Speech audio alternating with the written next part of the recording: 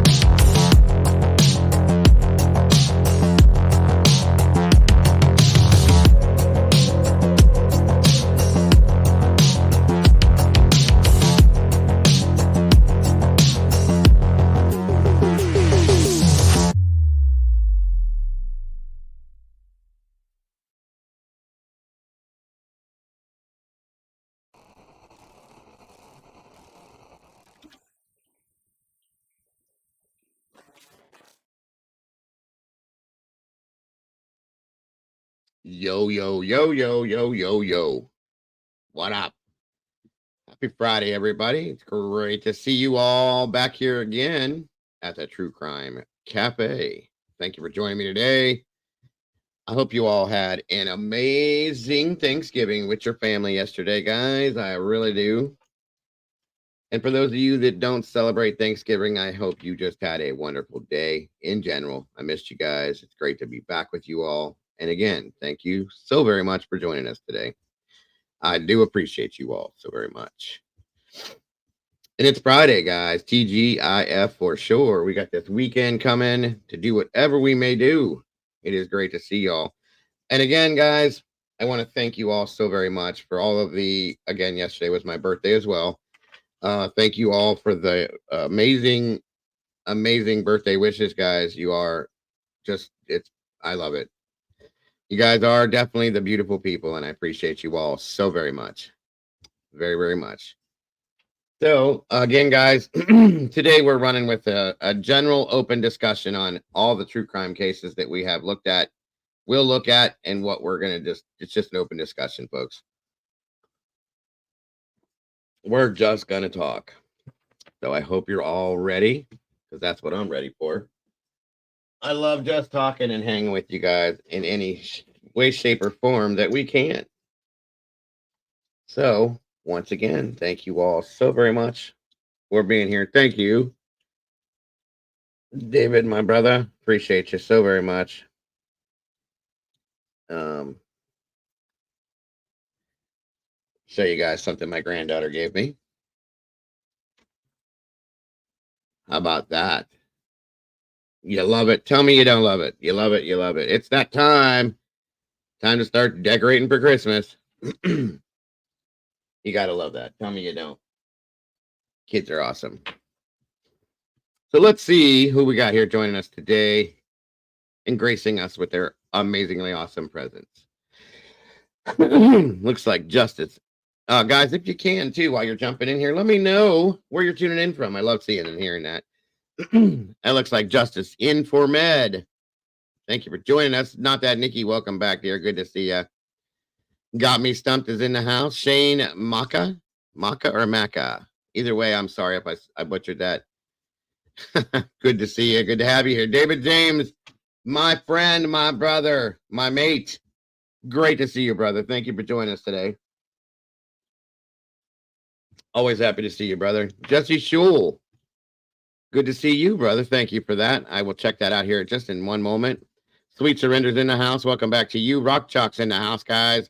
What is going on, Rock Chalk? Good to see you. Sweet Mama 4, UK. Welcome back to you. Sunshine. We need a little bit more of you around here. Good to see you. Good to have you here. Let's see here. Pammy B's in the house. Welcome back, Pammy B. Mama J, how are you? How are you doing today? Good to see you. Good to have you here. J-Lit, thank you for joining me. Brandy B, the OG's in the house. Good to see you. Good to have you here. Doodlebug, what's going on? Good to have you back. The Italian Mr. T. I'll pity the food and mess with me. There you go. That is hilarious. Let me see here. Looks like we also got John Boycat in the house. Welcome back. Good to see you, my friend. Noni McPoppins, how are you, my dear? Good to see you. Welcome back. Nat Cat, welcome back to you. Looks like Nat Cat was first in the house today. That's awesome. Sarah, waving back to you. Good to see you. Good to have you here. Mom of 4 UK. I think I saw. Yes, yes. Show the granddaughter present. Okay, hold on. One moment. One moment. You guys gotta love this. It's always awesome to be able to humiliate myself to a whole room full of people. And there we go. Yes. Tell me you know you love it. I am not 50, David. I am 49. I got one more year for that, bro. One more year. There it is. There it is. You see it. Yes, yes, yes. Okay, we're good. I think I've humiliated myself enough, at least for today. We're all good. We're all good. All right. Nice try, though, David. Definitely not 50 yet, my friend. Don't be doing that to me. My wife said that the nose brings out my eyes. What do you guys think? That's right. Schooner Girls in the house. Good to see you. Good to have you here. Thank you for joining us. Again, thank you guys so much for my birthday wishes. I appreciate it. I didn't do much because, one, it was on Thanksgiving. That's, part of the downfall. My wife wanted to do something, but after Thanksgiving, she wanted to this weekend, but and I know I'm not going to even go there because I know what's going to be said when I say it, but you guys know what the deal is. Things cost and we just can't. So it's all good. I spent time with my family yesterday. That's the best thing for me right there. So maybe one of these days I make a little extra something somewhere. We'll go do something for the weekend or something. She asked me months ago, what do you want? What do you want? What do you want? There's this place that we have out here called Mizo. It's a restaurant. I love Japanese food. That's what I had said. I wanted to, go there for dinner or something like that. But it's things ain't cheap, folks. Restaurants are stupid expensive nowadays. So we'll just put that off for another time and we'll figure it out. No big deal. It's hot here. We've had bushfires home. Oh, God damn. I'm so sorry to hear about that, David. That's horrible. I hope everybody's okay. Salty Sleuth is in the house. What's going on, darling? Good to see you. Thank you for joining us. I hope you had a wonderful Thanksgiving yourself. It goes for all of you guys. Prayers, David, to all of you over there. I forgot it is summertime over there in Australia now. So again, guys, keep Australia in your thoughts right now. It's super hot over there. They're having fires. I've seen that. We're going to talk about that, Miss Salty. Thank you for being here. That's right. We will talk about that for sure, guys. We got some updates in Delphi, some interesting stuff to talk about. I just kind of left it open as um an open discussion for us to talk about that way. Wishful thinking. Good to see you, and thank you for that. And thank you, Salty. I appreciate that very much. And I hope you had a wonderful Thanksgiving. It's good to see. Absolutely, David. You know how I am, brother. Always in my thoughts and prayers. You, my friend, need to be careful and be safe as well. Miss Sherry's in the house. What is going on? Wisdom Speaks. Thank you for joining us today.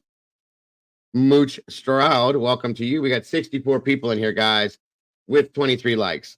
Even if you don't like me, just pretend for today. Please, please, please. That'd be a great birthday present. Get me out in that algorithm, folks. Let's get out there and let's do our thing. Yes, David. Be careful over there, friend. I worry about enough. I don't want to worry about you where I can't get to you thousands and thousands of miles away. And we got Shane Maka in the house, another Aussie here. David is over near Perth, Shane. Thank you for that, Justice. Guys, leave some DNA on that like button as you come through the door. That way we can get this out there. Better Off Dead. Good to see you, and thank you for that. I appreciate that. Let's see here. Nowadays, so many people are having hard times. That is facts, Sunshine. It is facts. Regardless of what people think or say, that is facts. We're all struggling in our own ways. Jesse, let me check that, my friend. One moment here. Thank you guys again for joining me today. I do appreciate you so very much. I hope, some people do their thing and they're busy the day after Thanksgiving. I hope I didn't interrupt anything to drag anybody away from anything. But I know one thing. It's the last day of the week and we definitely need to hang out and talk about some stuff. Give me one moment, folks. I'm trying to check up on something here.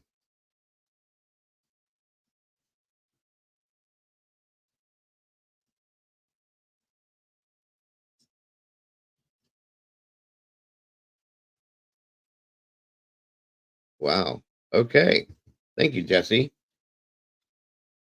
I will check that out, my friend, for sure. Very interesting. Thank you. Thank you. Thank you. Well, thank you so much for that, Mooch. I appreciate that very much. Oh, there's that sound. Oh, wait a minute. Hopefully you guys can hear that. 1 second, folks. There we go. I can hear that now. Let's try that one more time. Here we go. Thank you very much, Mooch. I appreciate you so very much. So very much. First super chat of the day, my friend and yours, Mr. Eddie's in the house. One made none. How are you, brother? Hope you had a wonderful Thanksgiving. Thank you for joining us today, Eddie. I do appreciate you so very much.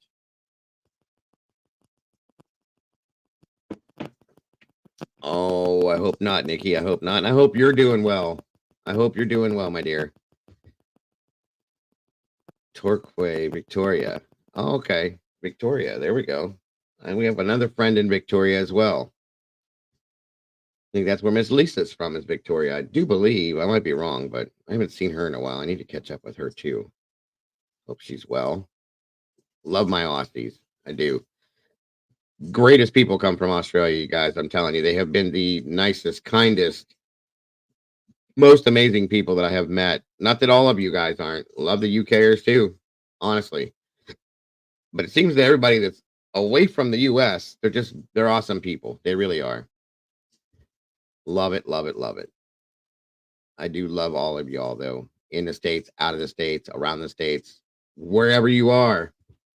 I appreciate you all so very much. Bombshells in the house. What's going on? How are you? How are you? Firefly, welcome back, dear. Good to see you. Thanks for joining us today. I hope you had a wonderful, wonderful Thanksgiving, Firefly. And by the way,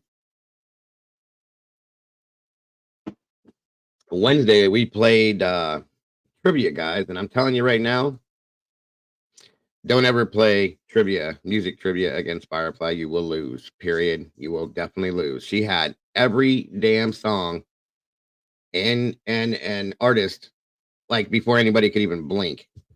She's good. You're very good at this and at that, Firefly. So congrats to you for sure. Optum's in the house. Good to see you, Optum. Thanks for joining us. Do you have PCA on Westerman? I don't. Salty.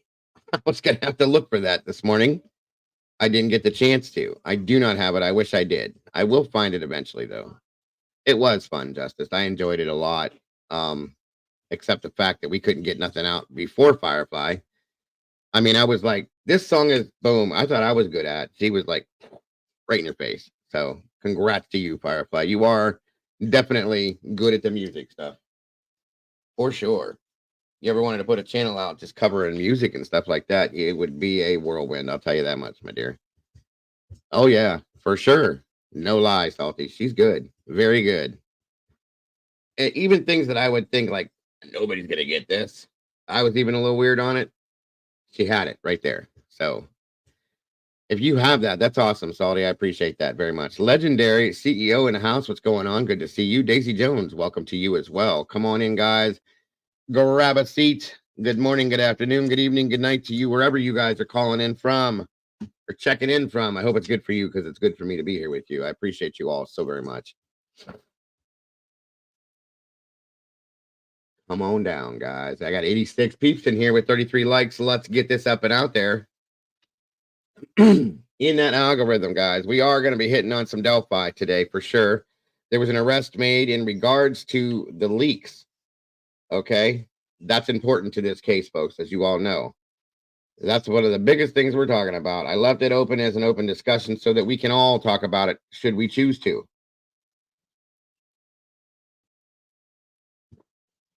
So that is where we're going today. I love playing trivia, even if I stink at it. Good to see you, Jaylit. Exactly. It's a lot of fun, guys. It takes us back, I think. You know, that's what was fun about it to me is it takes us back and it kind of gives us those retro memories we had from back in the days when we were all younger and had the times of our lives back then, folks. It was a lot of fun. I enjoyed a lot, a whole lot. Eve Lucky's in the house. Good to see you, and thank you for that, my dear. I really appreciate the birthday wishes, guys. You guys are amazing with that. I've been getting them for days, before and after, all over the place on my phone, um, emails, all sorts of stuff. I've had a couple people that sent donations to me for my birthday. That is beyond appreciated. I love you guys so very much. It definitely something that you didn't have to do, and I appreciate the thought behind it, folks. It is beyond appreciated. I love y'all for that too. That's right. Don't forget to hit that like button on the way in the door, if you will. Thank you, Nikki, for that. Welcome, Broken Glass. Good to see you. Good to have you here. Thank you for joining us today. Pumpkin pie. That's right. Nelly B, good to see you, darling. I hope you had a wonderful couple days. It's great to see you again. Miss Nelly B's in the house, folks. Beyond the Pale is the channel. Please check her out when you can. Show some love, subscribe. She's really, really good. She's a sweet, sweet, sweet soul. She does very good stuff, and I absolutely adore her and her channel. If one of the mods would please drop her link, I would greatly appreciate that.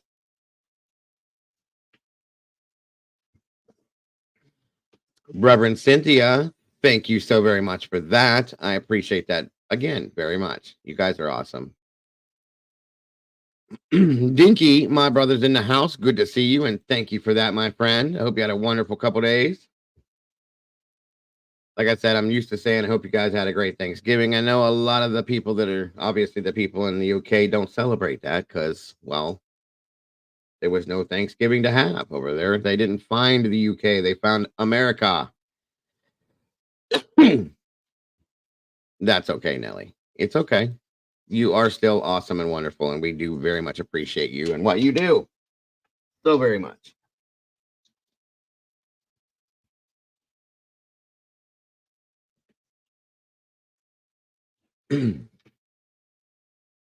Let's see here. I think I got everybody that's come in. Got 97 peeps in here now. That's awesome. 42 likes. Let's do that, guys. Get it out there. We are happy to have you here, Nelly. We really are. I think this whole community adores. Well, we share a community. That's fact. A lot of us creators share the same communities, and that is awesome. I think it's awesome. Um, as you all saw Wednesday, and the reason why that, just to be off, I want to be out there with you guys so you don't think anything. Um, the beginning of my show on Wednesday, um, Michelle Lee came in from My Shell Art, was her channel at that time, and we had a very nice conversation that needed to be had for a while. We came to common ground. There were apologies made that I am grateful for. And if I didn't, I apologize for anything on my side of things. That, if I hadn't done it then, that ever came up wrong. But this is the way things need to be between creators, folks. Not any other way. We need to be able to support each other, to communicate. Communication is a huge thing, folks. When people don't communicate, there are miscommunications that cause bigger problems. That was a good thing that happened Wednesday, and I'm very grateful for that. So I wish nothing but the best for Michelle, and will support things as she does from here forward to help her to avoid things like this happening again. David James again, my friend. 11 months. I told you guys, this man's awesome. Thank you, David, for just being a wonderful friend to me, for being part of this community, for supporting this community as long as you have. Because David was around way before 11 months, folks. I've known him for a long time. So please, thank you, David. Know that I love you, and be safe out there, brother. Please, please do. It was okay. It was okay. It sucks kind of having your birthday on Thanksgiving, but like I said, we didn't get to do anything for my birthday. My wife wanted to because it's my last year in my 40s. I will be 50 next year. But like I said, things cost, and you can't have Thanksgiving and then have a birthday thing at the same time. So it just, you know what I mean? So maybe somewhere down the road we'll celebrate it somewhere else. That's okay. Chris Dehaney, welcome, and thank you for becoming a member, my friend. That's awesome. We got a new meatball hanging out in the sauce while we spill some of that sauce today. Thank you for joining us, Chris. We appreciate you and welcome. Great to have you here.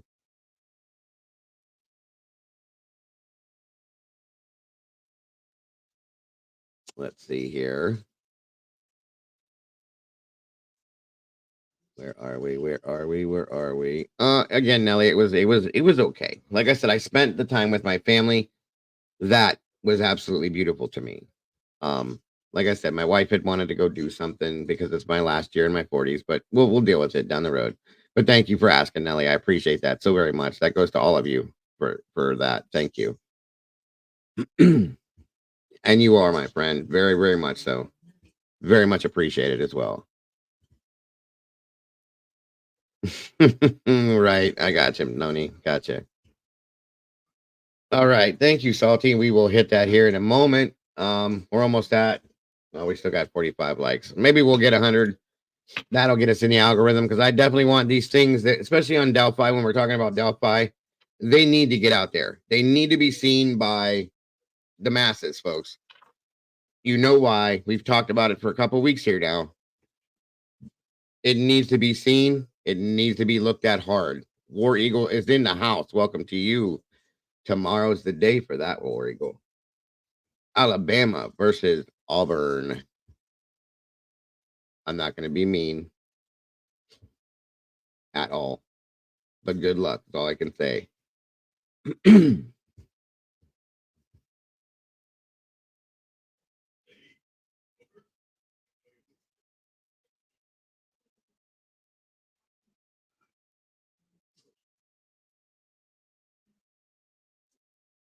Make sure that everybody in here is respectful of each other.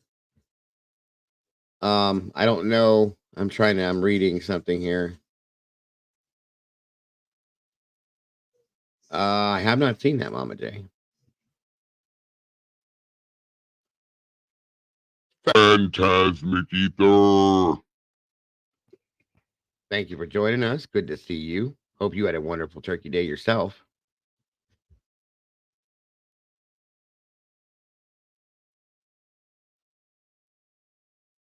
I'm doing well, thank you.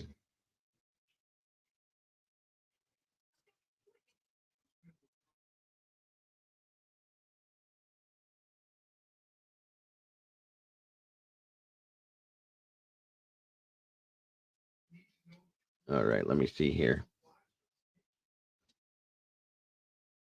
Yeah, please don't be disrespectful to anybody, to each other in chat, guys. You know, I'm not saying it is.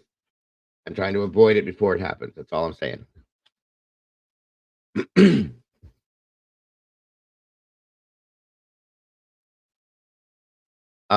Sweet surrender. Broken glass. Don't. She definitely will not be rude. I can tell you that much. Sweet surrender is a very sweet person.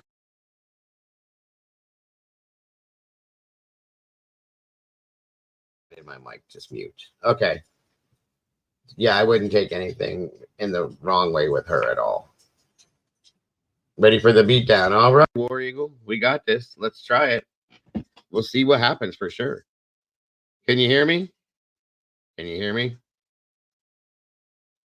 Yes, yes, we are all adults in here. We need to do that.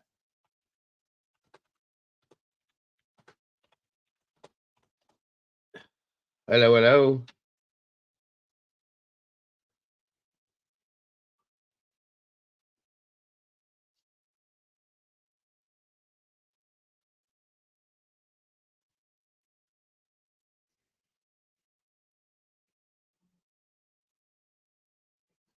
It is a mess. Noni, I agree. A huge mess. Okay, good. Good, good, good.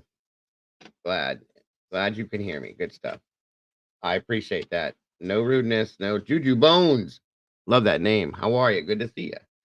All right, guys, let me pull this up here. Again, Rock Chalk, thank you very much. I appreciate that. Um,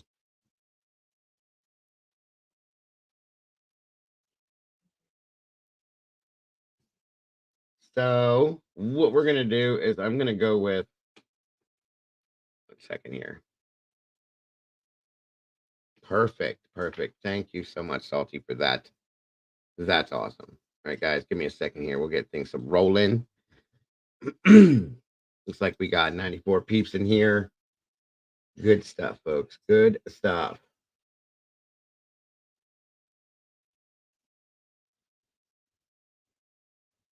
One second.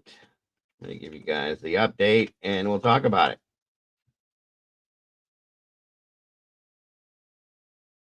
Again, mods, thank you for joining me today in regards to this. All right. Whoa, that got loud. Hold on a minute, guys. Let me get this set for you to watch this, catch you up on what's going on. Then we're going to get into it a little deeper and talk about it, folks, for sure. For sure.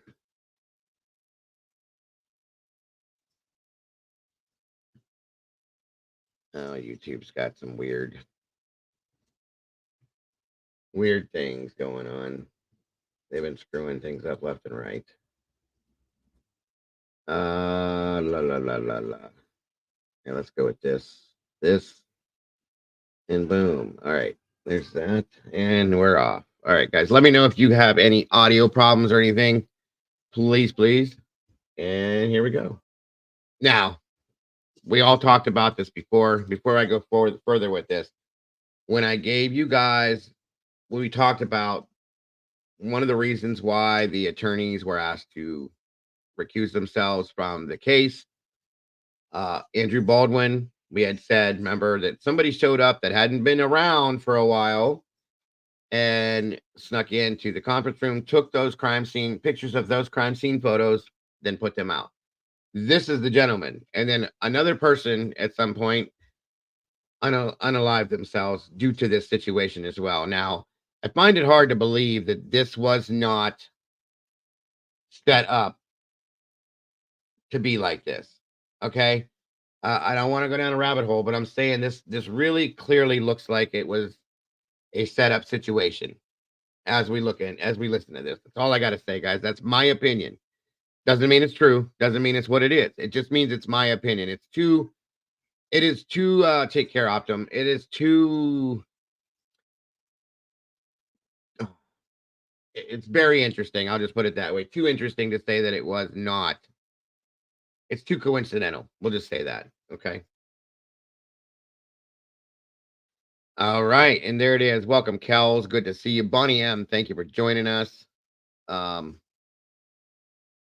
did it go? Somebody else just popped in here as well. Definitely salty. And I people are gonna say, oh, you're being conspiracy like Dago, you're this or that. No, I'm not. No, I'm not. You know why? You tell me, somebody that you haven't seen in a while knows that you're covering this case. They worked with you. They know, they asked this person to wait in a conference room. He knows what it is.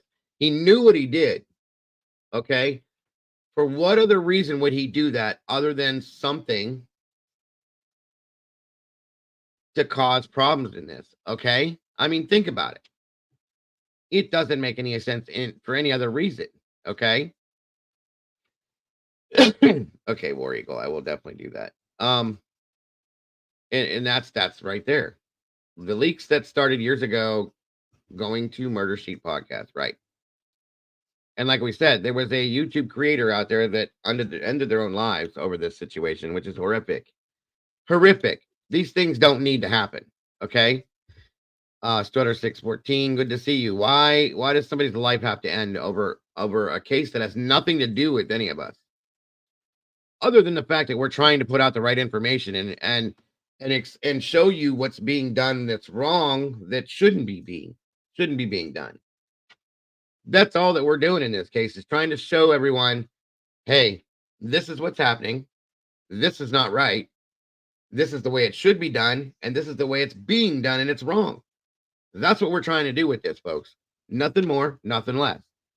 Okay? It's bad stuff, as I've been saying. Bad stuff. It's unreal that a person lost their life over this. Okay? That had nothing to do with the case. Not a suspect. Not a victim. Just somebody that had been involved in the situation that I clearly feel was completely set up. Welcome, Jackie. Good to see you. Okay? And it's all true, folks. That's the thing. This is not a conspiracy. Like I said the other day when we talked about this, nothing about this is conspiracy at all.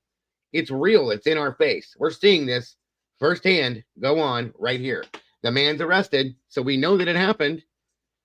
Okay? He went in to visit his old boss, an attorney that he knew was covering this case. He goes into the conference room. He opens up the folder to the case, knowing what it is. There's photos in there that are private, only for the attorney's eyes only, and the judge, of course. Takes pictures of it, leaves after visiting with his old boss, and then makes more pictures, puts it out on social media. Boom, boom, boom, boom. It gets thrown out all over the place. And these pictures are horrific pictures, folks. For those of you that aren't familiar with this were two young girls that were unalived. They were found somewhat, one of them was completely unclothed, and the other one was wearing the other one's clothes. So that's going to tell you the type of photos these were. You see where I'm going with this? Okay. And I feel that this person was paid to do this, to go and throw a wrench in this case. Okay. And then we have the other things that are going on with Richard Allen, obviously. We know that's the other side of this as well. So now this gentleman has been arrested. Well, I can't say gentleman, because whoever would do something like this, it's just, it's not. It's wrong, folks. Completely wrong on all aspects. I don't care if the man was paid to do it. Shame on him. Money is not worth what this caused. There's not a price tag on people's lives, folks, and somebody lost their life over this. Okay? And it interfered with the case wholeheartedly, completely. It threw a wrench in everything that's going on with this case. Good golly, Miss Molly's in the house. Good to see you, darling. I hope you had a wonderful day yesterday. Fact. That's right. This just days after, thank you, Salty, that the defense dropped the Franks motion. Think about that. Okay. It's kind of crazy. So at that point, we move forward. Okay. Thank you very much for that too, Salty. I do appreciate that more than you know. Awesome, Molly. I'm so grateful to hear that, hon. All right, let me see if I can blow this up. So again, we have Mitchell Westerman here. Okay, this is actually, let me back this up. I'll show you that just by itself. Oh. Sorry about that.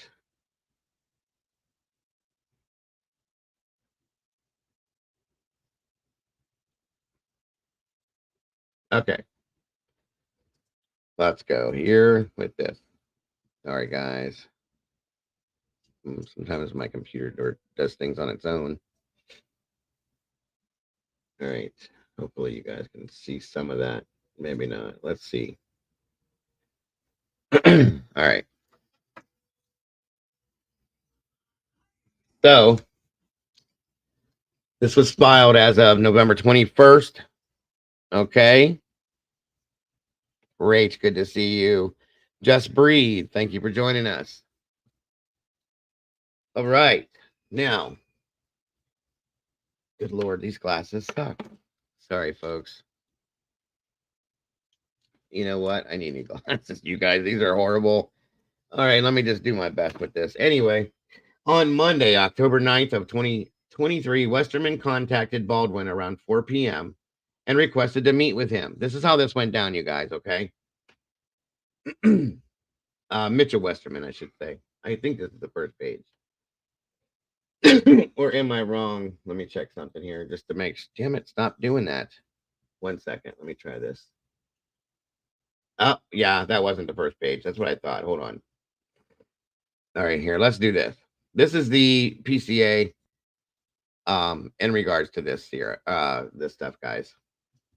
That's better. So sorry. I clicked on the wrong one. This is the state of Indiana versus Mitchell Westerman. This is the PCA, the affidavit in regards to his arrest, so on and so forth. I, Benjamin Rector, being duly sworn upon oath, states that I am employed as a law enforcement officer with the Indiana State Police. My current assignment is a detective in the Criminal Investigations Division. Law enforcement was advised that on or about October 5th of 2023, that evidence from the unaliving case, murder case of state of Indiana versus Richard Allen had been released to the public. There is currently an order from the court in that case prohibiting the release of evidence to the public. Okay. Law enforcement was made aware that this evidence may have been obtained illegally, which we do now know, and began an investigation. Law enforcement was able to retrieve the evidence from the creators of a podcast who stated that they got the evidence from an individual in Texas. Indiana State Police First Sergeant Jerry Holman was able to identify the individual in Texas as Mark Robert Cohen. Okay. Mark Cohen was interviewed, and law enforcement obtained screenshots of messages between Mr. Cohen and an individual named Robert Fortson. Robert Fortson and Mark Cohen have various discussions about various pieces of evidence involved in the Richard Allen case. Indiana State Police Detective Ben Rector was assigned to assist in the investigation. As part of the investigation, Affiant completed interviews with attorneys Brad Rosie, and Andrew Baldwin on October 12th of 2023 concerning the evidence that was taken without consent in regards to the representation of Richard Allen. Affiant, I don't know why I always do that, previously knew that Rosie and Baldwin were attorneys which were assigned to represent Richard Allen in his criminal charges. During their interview with Andrew Baldwin, Detective Rector learned that Baldwin is an associate of Mitchell Westerman.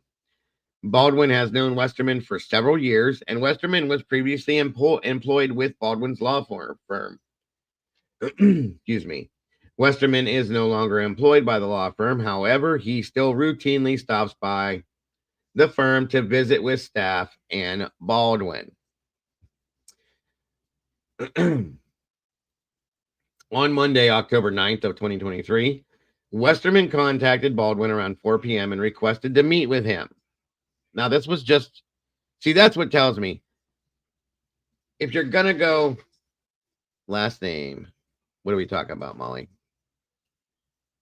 Robert, hold on, hon. There were two Roberts. There was Robert Cohen, Cohen, Molly. And then there was also, I'm sorry, it was Mark Robert Cohen. Okay. And then the other one was Robert Fortson, Fortson. Sorry, Molly. Those were the Mark Robert Cohen, Cohen, and then Robert Fortson, Robert Fortson. All right. Sorry about that. So, now this is what I'm saying, you guys. Granted, it states that this gentleman would stop and visit here and there, so on and so forth. Okay. Yes, ma'am. That is right, Molly. So that's fine. But this time he called to make sure he could meet with Baldwin. So it's premeditated, the meeting was. It wasn't just to stop by to say hi. Okay. This was a premeditated meeting for a reason. So this was, again, as I state, in my opinion, set up, all part of the plan. Okay. For some reason, this gentleman, Westerman, decided, whether it be because he was paid to do this, somebody put him up to this, whatever the reason is behind it, it was premeditated to do. It was a setup. Welcome, Canadian Cat Lady and Bry Guy in the house. What's going on? Yes, Robert Fortson is the one that took his own life, sadly. For those of you that are curious. Canadian Cat Lady, thank you for joining us. It is wonderful to see you. Oh, of course I would be here. I can't go a whole day without seeing you guys. So again, back to where we were. This was something that was 100% premeditated. He set an appointment to do this so that he could do what he needed. Tells me he did that so he could ensure that he could do what he needed to do. Okay. Now, moving forward.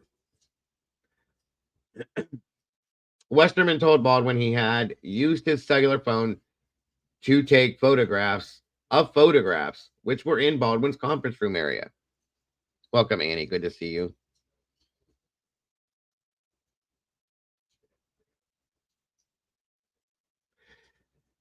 The photographs depicted the crime scene related to the criminal charges against Richard Allen. Westerman stated that he had done this a couple of months prior and that he had shared them with individuals named Robert Fortson. That's the gentleman that took his own life. Through the course of the investigation, law enforcement learned that Fortson shared these photos with another individual in Texas, Mark Cohen. Cohen then shared them with various creators of YouTube channels and podcasts. Baldwin stated that based on the timing of events, he believed that there were, in fact, crime scene photos from the Richard Allen case in the conference room when Westerman visited his office.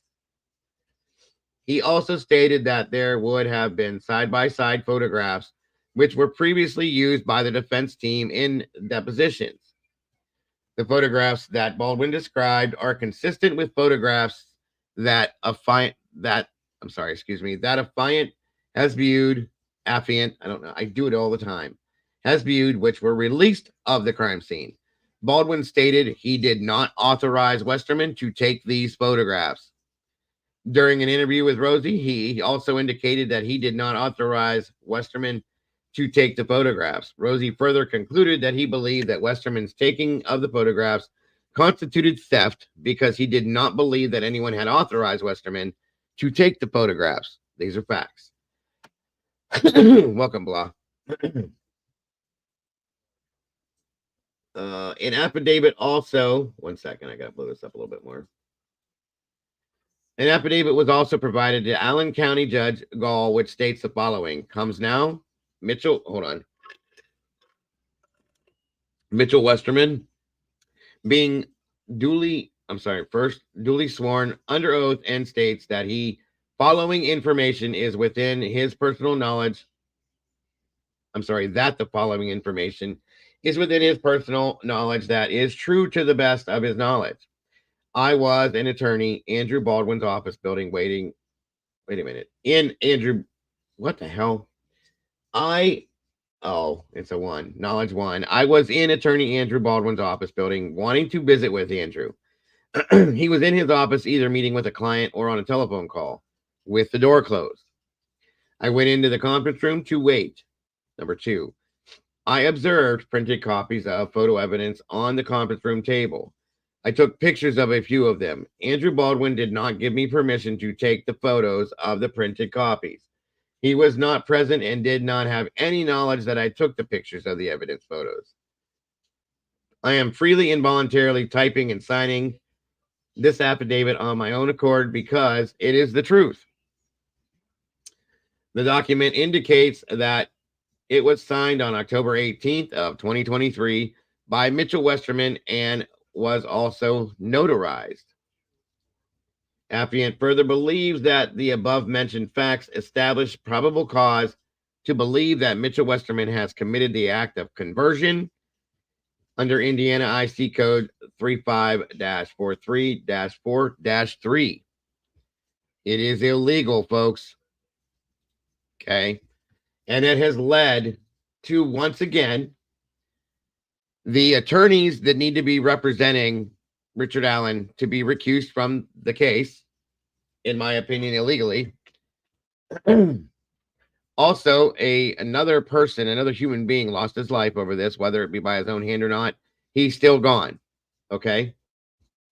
It has caused for the trial to be extended once again, and for a slew of other things to go on that are so not right. Okay. Welcome, Murky. Good to see you.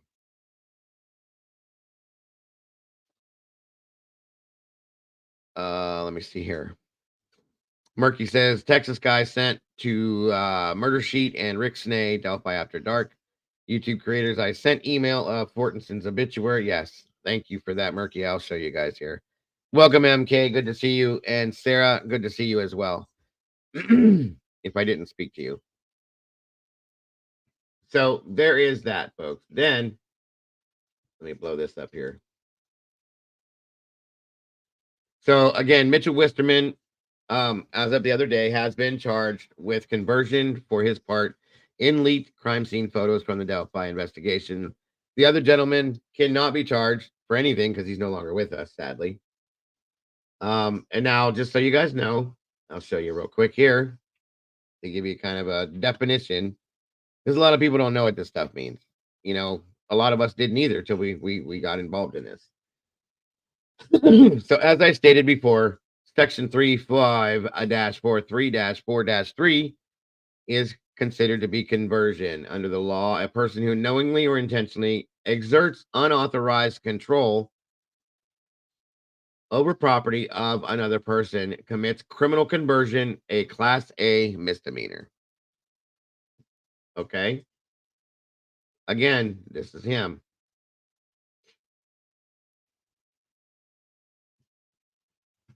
So, and like Salty has said before, that the leaks started years ago. Okay. And all of a sudden, MS has a conscience. Yeah, that's crazy. It is crazy. Fact. But anyway, let me back out of this real quick here. One second, folks. Where are we at here? Let me find it.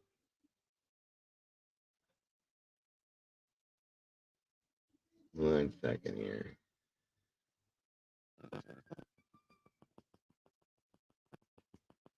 All right, all right. Okay. All right. 1 second, folks. Sorry, I'm just trying to put this stuff together. Never heard of conversion. Yeah, I never did either until I looked into this. So,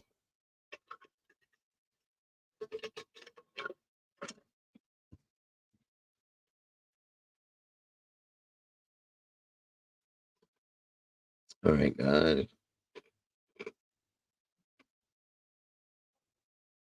One moment here.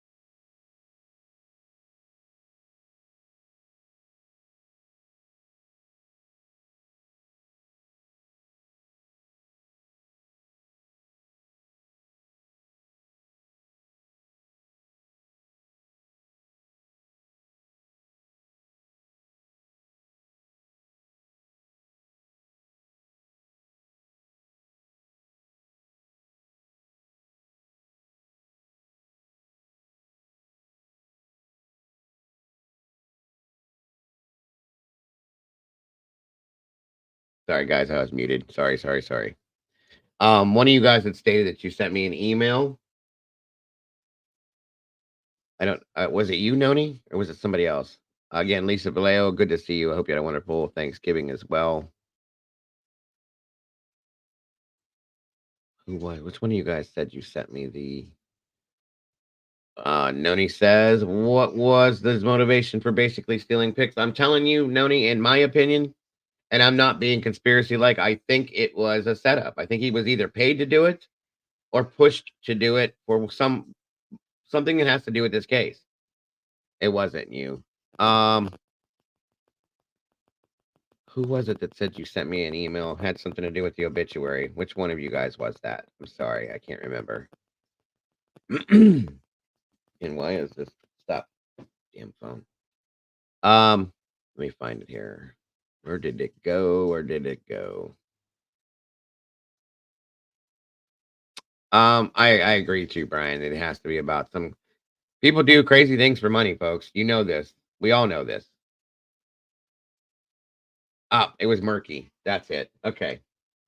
I don't think I got it yet, Murky.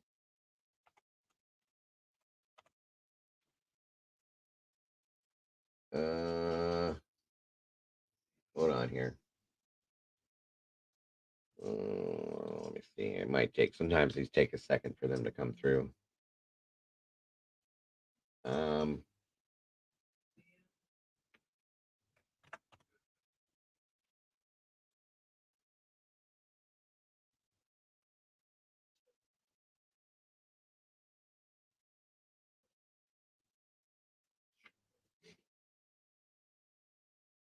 Oh no, that's not the one. Oh, okay. Got you. Got you. I did get those other emails in Murky, just so you know, and I appreciate that. I not to tell you, but in regards to the American Guard, I did get those. That's a good question, MK. Oh, it's okay. It's okay. Take your time, Murky. So this is every day, guys. Every day or every couple days, we notice there's something new. Something new. Okay, and this is all like I said. This is not conspiracy theory. This is happening in real time, in our faces. We can't ignore it, obviously, because it's wrong. It's all wrong. Okay, absolutely wrong. I agree with that one, Nelly. Time to change our ways. No, I figured as much, Salty. It's okay.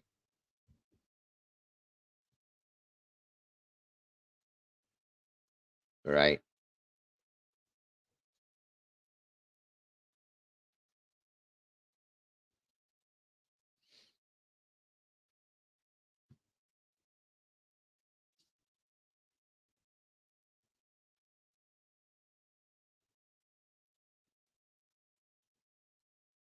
One moment, folks. I'm just waiting on this email to go through. But yeah, I agree. There's a couple of people that have mentioned that they believe it's about money. I can say that I wholeheartedly agree with that with no problem saying it. Nothing else makes any sense. For what reason would somebody have to do this unless they had a pure hatred for Richard Allen? But this person would have no reason to do that. It's got to be about money, and it does absolutely look just like a setup. Like it was done in this sense for this reason at this time. Okay. This is a special judge that was put in place. Judge Gall was. I honestly don't know why the first judge recused. Does anybody know that answer? Because I never even looked into that judge. Never thought to. Not sure his motivation for taking the photos. He didn't sell them. He freely sent them to a couple. Well, here's the thing though. He didn't sell them to the other. We don't know that they weren't sold to the other two people. The other two people freely put them out. Okay. To make the defense look bad. There's the answer. That's why the other judge recused themselves. Okay.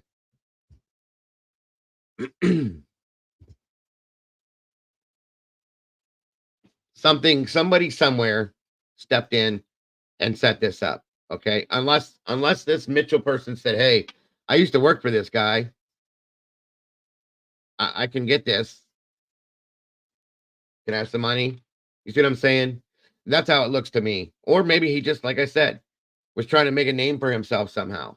Okay. Is corruption really that bad over there? Quite a few cases. There's some.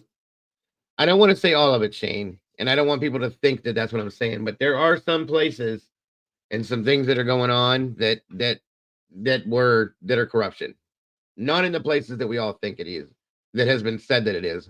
This case, there's definitely some kind of corruption going on. Period. That's what my thought is too, Salty. It seems like a money thing to me. It really does. I can't find any other option for that, folks. That's just my opinion. So money, money, money. I absolutely agree with that. Um, hold on a minute here. I don't think I got it yet, Molly, and I did not get Murky's yet either. So it's going slow today, guys. It's okay. One moment.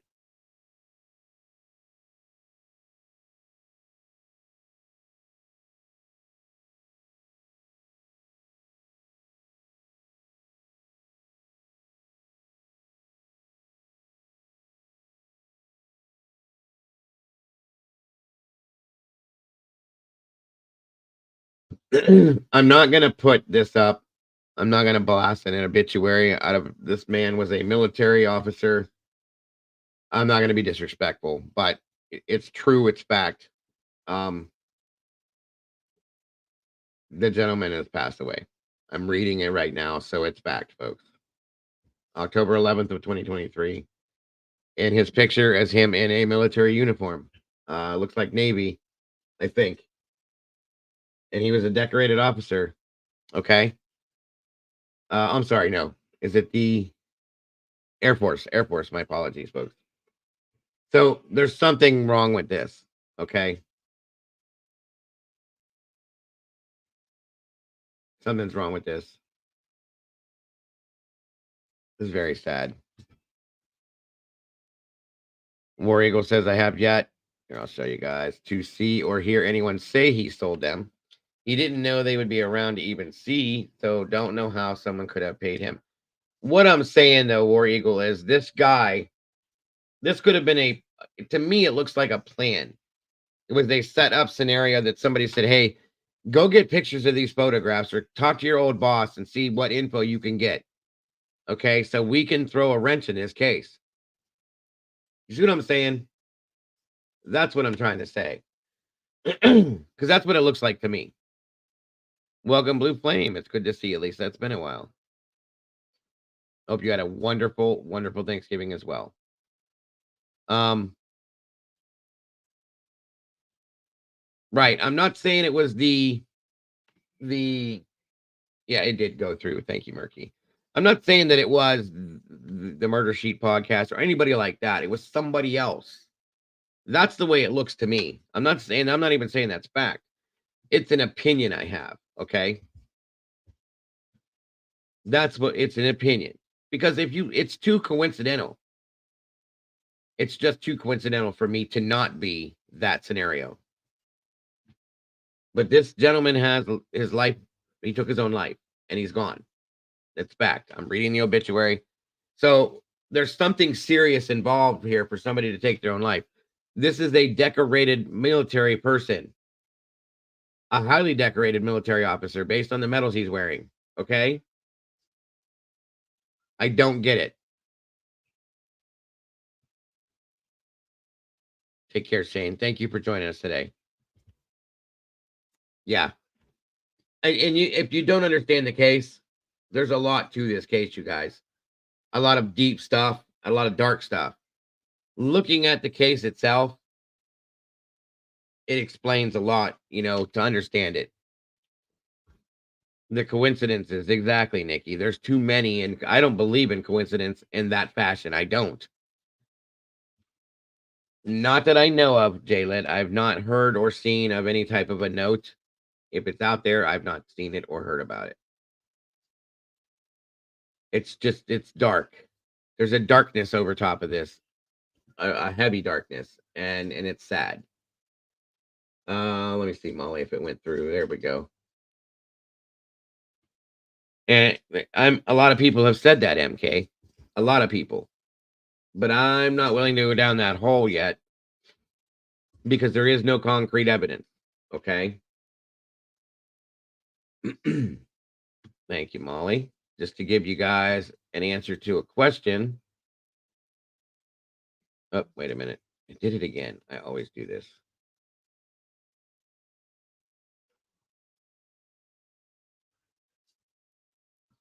Okay, so here we are. A couple of people had asked why the first judge recused himself. Okay.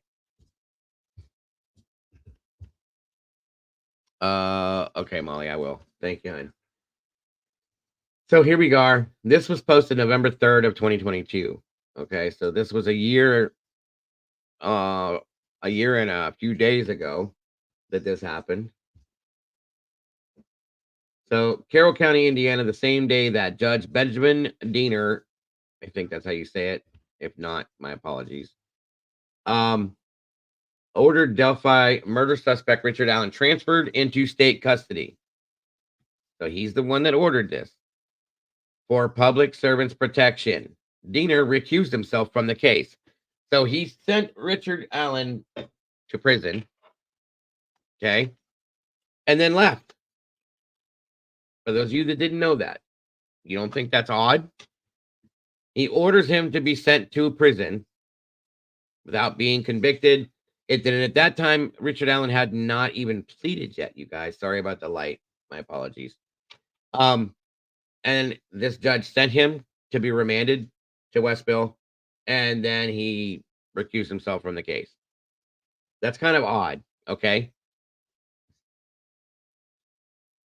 The Indiana Supreme Court stated that they are in the process of appointing Allen County Judge Fran Gall as a special judge in the case. Neither Gall or Judge Diener can speak to the press about the merits of the case. Sorry. According to the Indiana Supreme Court, a judge can recuse themselves from a case for a variety of reasons. Richard Allen was recently arrested, charged with 2 counts of felony murder in connection to the murders of Albie Williams and Libby German below the Monon High Bridge along the banks of Deer Creek on February 13th of 2017. Order of recusal right here. Okay. 1 second, guys. I'm not going to be able to pull it up like I want to, but hold on.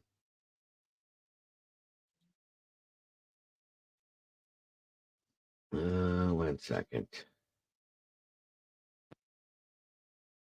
I wish I could blow this up bigger. That's a little bit better. The judge of Carroll County Circuit Court has determined that the particular circumstances within the underlying case warrant recusal and dictate that a special judge be appointed in this case. The court hereby recuses itself. So, in the way this reads is that he felt that a special judge, special type of judge, needs to be in charge of this case.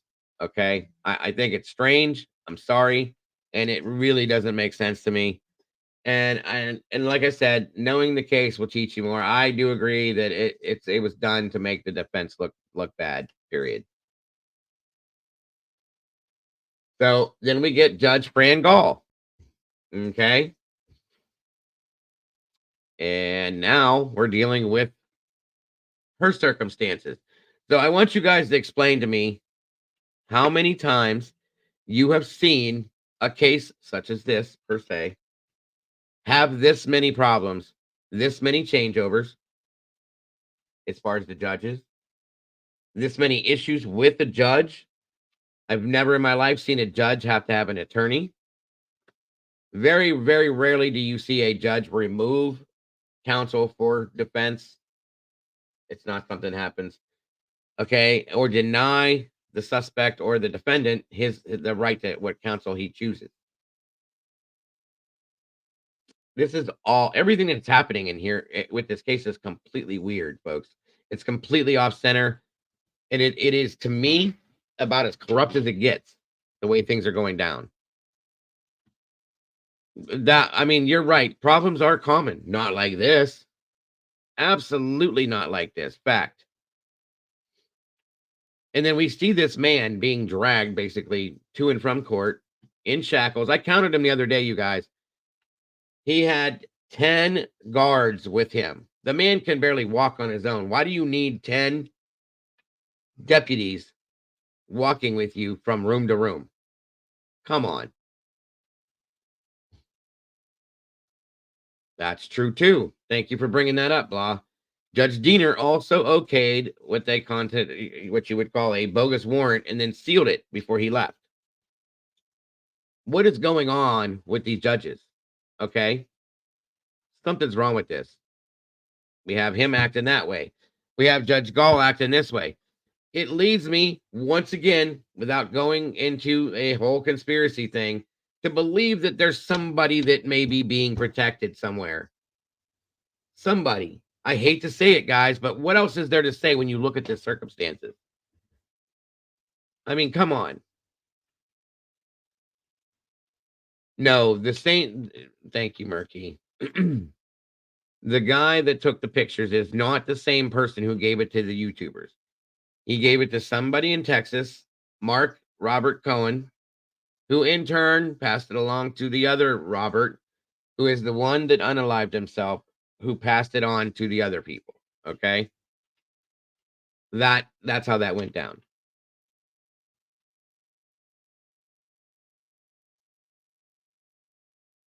Canadian Cat Lady says exactly. This isn't necessary by a long shot.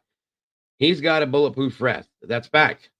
And then some. There's nobody, no reason. I mean, guys, and I hate comparing cases, but it's the only other case you guys are paying attention to right now. But the Idaho case, Brian Koberger walks into the courtroom fully dressed in his suit. He stops and talks to the deputies. They smile, they interact. He sits down and he goes about his business. This man is drugged through the courthouse and sat in there with guards all around him like he's like Hannibal Lecter, you guys. I'm surprised they're not wheeling him in on a dolly. That's the way they're making this look. Good to see you, Bonnie. Thank you for joining us. Again, Salty states that it was done to make the defense look bad after they dropped the Franks memo. Again, I agree. Welcome, Tracy. Good to see you. If you've ever spent time in county jail, believe me, you would rather be in prisons. Better for that. I understand, but here's the thing, though, monsters. Okay, the man is in segregation. He's not out in general population with everybody else that's in the prison, and they're saying it's for his own defense. The other problem is nobody can see what's going on back in segregation, and we all know that this man, everything about his life is being filmed, recorded, and watched. He can't speak to his attorneys without being recorded. That's illegal for one and wrong for two. Um, all of these things are wrong, you guys. It's completely violating his human rights, his constitutional rights, all of it. I see you too. Good to see you. Thank you for joining us. Love the name. Right. It seems to me that they would. Maybe he's not. Maybe they're not allowing it, guys. I feel like there's a lot of things going on that we're not seeing. There was a letter that I read to you guys last week from another inmate stating that Richard Allen is being tortured and abused. We talked about it. We talked about the fact that he looks like he's the Walking Dead. He does. Okay. Sleuthy was in here talking about it with us that day and made a huge a comment that makes a lot of sense. They're saying that he's not eating. I wouldn't eat either because I would be petrified as to what's in the food. Okay. We don't know what's going on behind closed doors in there with him. We know what they're telling us. And I don't trust anything that they say. I really don't. I'm sorry. That's fact. Thank you. It's same thing, guys. I'm not saying he's not guilty. I'm not saying he's not the one responsible for this. What we're saying, because that is the point. I said this the other day, that we need to focus on that as well. The point is that there's two little girls that lost their lives very maliciously for no reason. Those are the victims, and their families are going through hell. The other side of this is that we have a defendant in custody and he's being treated as if he's already guilty, for one. And two, he's being treated like a dog, worse than a dog. He's still a human being. Why is that happening? And why are all these other things happening that go along with this case, with the judge, with this, with that? And see, that's what happens. Thank you, Nellie. That is what happens in these cases. When these things happen, all of us out here are looking at this, and a lot of people are saying, well, at this point, I believe that he's innocent. That is what messes with the case. That's where biased situations can come into effect, because we're seeing all these things happening and they're going, oh, there's no big deal. Don't look over here. Smoke and mirrors here. Smoke and mirrors here. This is what's really going on. And people will look at this and go, I don't think he's guilty at this point. And it's very easy for that to be said because look at what's going on. Why are they treating him like this for whatever reason? That's the problem with this. Okay. That's why this needs the attention that it needs. That's why it needs to be out in the algorithm for everybody to see. Okay. Welcome, Leslie. Good to see you. Thank you for joining us. I mean, I don't think so, Jeff. I don't think that I think that's because he's afraid to eat. Because of the way he's been treated, he's probably scared to eat what he's getting. Would you trust these people?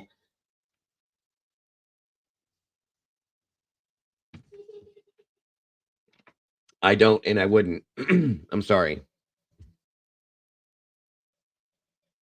Welcome, AR. Good to see you. There's somebody right there that should know that this is wrong, who has been inside the system. Okay. AR Hayes. He's been in the system. He knows how things are supposed to go in there. Are these things strange, AR, for it to be happening like this? Not to bring up your past. I'm not trying to be rude or disrespectful. I'm just saying you've been in this situation in certain senses. Is this not normal? Is this abnormal for these things to be happening? To put somebody in prison before they're convicted of something for their protection? You see what I'm saying? Like that is the one of the biggest red flags. Okay. And the fact that another inmate who has nothing to gain, think about this, folks. Another inmate writes a letter stating on the fact that he's witnessed how Richard Allen's being treated. And this man would have nothing to gain from this other than negative attention. Dangerously could affect him for speaking out. Everything happening is wrong, AR says. This gentleman has experienced this, unfortunately. They say he's eating right again because I'm gonna guess it was made noticed. It was talked about. There is the proof he's eating right again. There is the proof he stopped eating on purpose and ate paper. A guard statement. Okay, why? There's a reason behind these things. There's an answer to all of that. There's a reason behind this. AR says you cannot house unsentenced inmates with sentenced to prison inmates. You shouldn't. You shouldn't at all. What if something happens? Here's the thing. Hold on a minute, folks.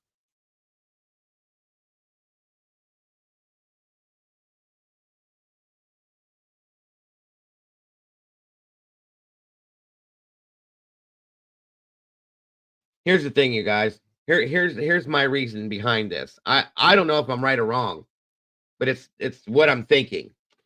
If you put a man that has not been convicted of a crime in prison and something happens to him while he's in that custody, and it turns out that he was innocent of the crime, what does that lead to?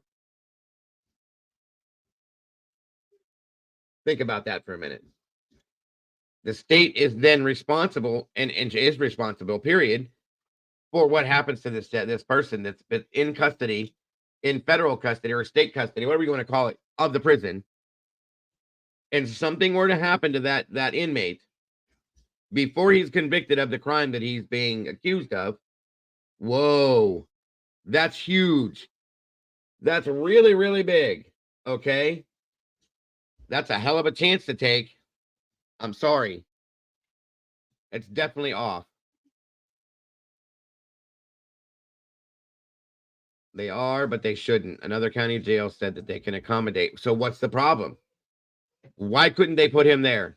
I'm gonna have to excuse myself for 1 second, guys. I'll be right back.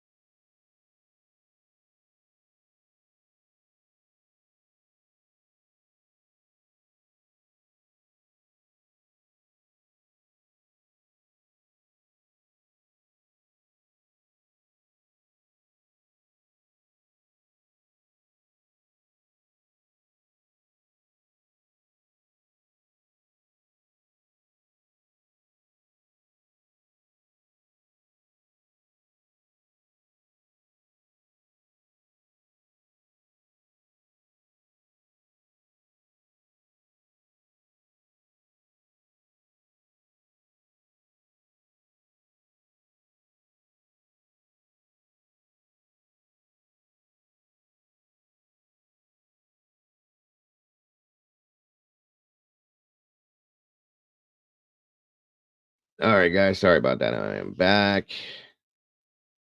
All right. I don't need it.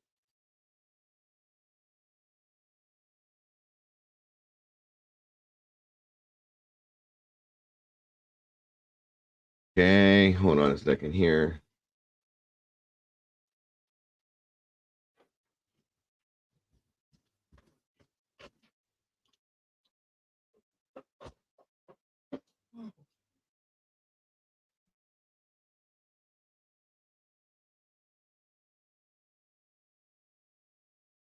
Oh, I got some more info here. 1 second.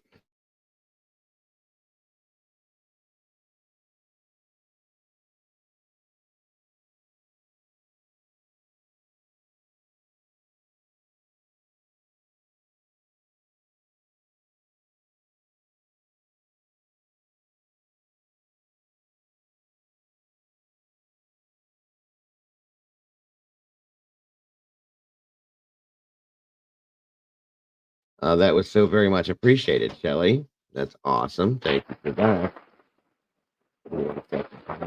See who they went to before I go forward, just to make sure that it is notated. And everybody knows I'm grateful to that for that, Shelly, so very much. All right, let's see. Here we are. Oh, back up. Looks like Mind of Monsters, Amethyst Nor, Peaches 81, Coffin Upper Sucks, and Annie Peterson. Thank you so very much for that, Shelly. That's amazing. You are amazing.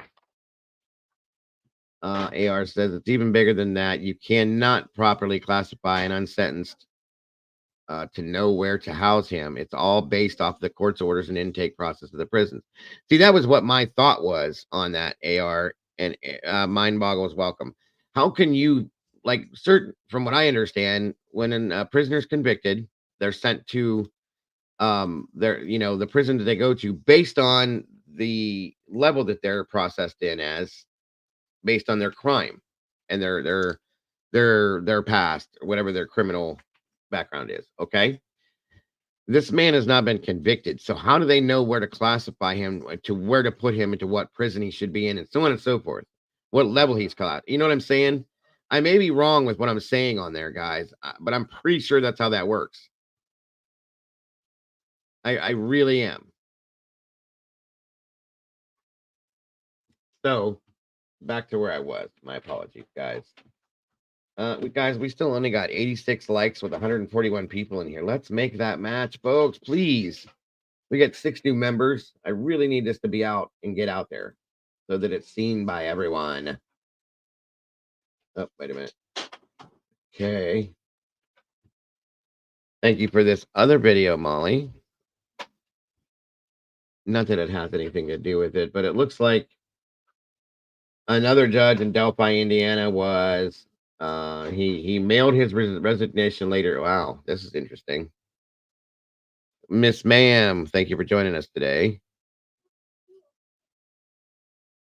Yeah, that's what I thought. That's how I thought that worked. You have to go through intake, which they send you to one specific prison that handles, per state at least. I know in Ohio it's like this. They send you to a prison that will take you in. They kind of teach you a little bit about what goes on, get all your information together, set you up. That's where they categorize you as to what level you are, and then they move you to your home prison where you'll spend, whatever your term is. Typically, they couldn't have done that in this situation. Thank you so much for that, Jackie. Welcome to the sauce. Another meatball, folks, in the family. I appreciate you, and you're always welcome, Miss Min. Always welcome. It's yeah, like a triage. Exactly. You got to go through processing. Get all your stuff together, paperwork. They sit down, they question you, they do all this, they figure out who you are, and then they put you in your home prison. They didn't do that with him. They just threw him into Westville, and that's that. Walked away and left him. The only thing they did after a while was they put him in segregation, which, in my personal opinion, is more dangerous than leaving him out in population, because not, well, I guess not in this situation, because everybody knows who Richard Allen is. Okay, but all right, here now. There's another article here. It's interesting. Again, in Delphi, Indiana, Carroll Superior Judge Curtis Fouts mailed his resignation letter to Indiana Governor Eric Holcomb June 3rd, effective July 31st. His resignation comes after a recent video of him at the home of an escort was posted on a website titled Diary of a Mad Escort, during which Fouts is seen kissing and touching the escort. Carroll County Sheriff Toby Lesenby confirmed the man in the video as Fouts. The Journal and Courier and Carroll Superior Court was told that Fouts does not speak to the media. A message was left for Fouts giving him the opportunity to comment on this story.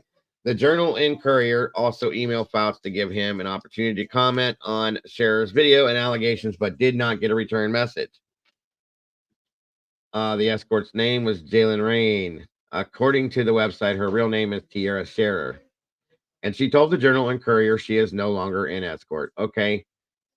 I never saw him again, she said. After asked why she videoed that particular encounter, she said his request to meet was odd, claiming to be someone important. I had been robbed a couple times a week before, she said. He got a hold of me through a fake Facebook account, Shira said. So she asked her attorney, what should she do to protect herself? And I'm not saying this has anything to do with the case, guys. It's just another situation involving a public official in Delphi. Thank you for that, Molly.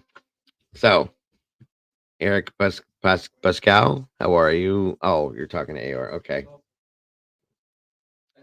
Segregation is the worst of the worst. Of course, like I said, I feel, in my personal opinion, that if you're in segregation, you're kind of hidden away. Nobody can really see what's going on. So whatever goes on, and you don't have the opportunity to go outside, to do this, to do that. There's no freedom in there. I'm pretty sure that there's no commissary.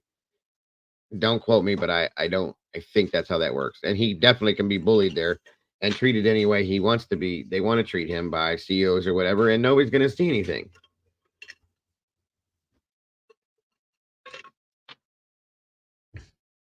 So, welcome, Eric.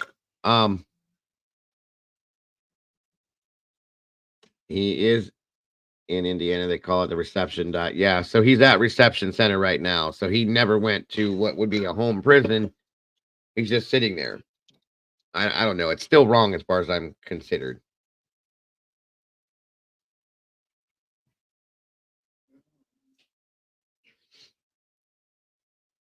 So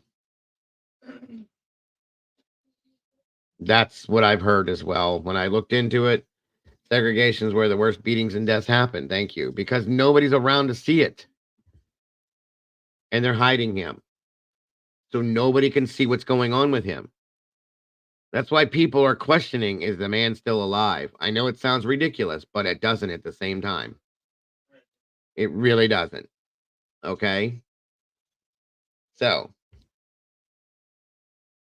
at this point, it is prison. That's fact. I'm dropping a link here, guys. 1 second here. Oh, hold on.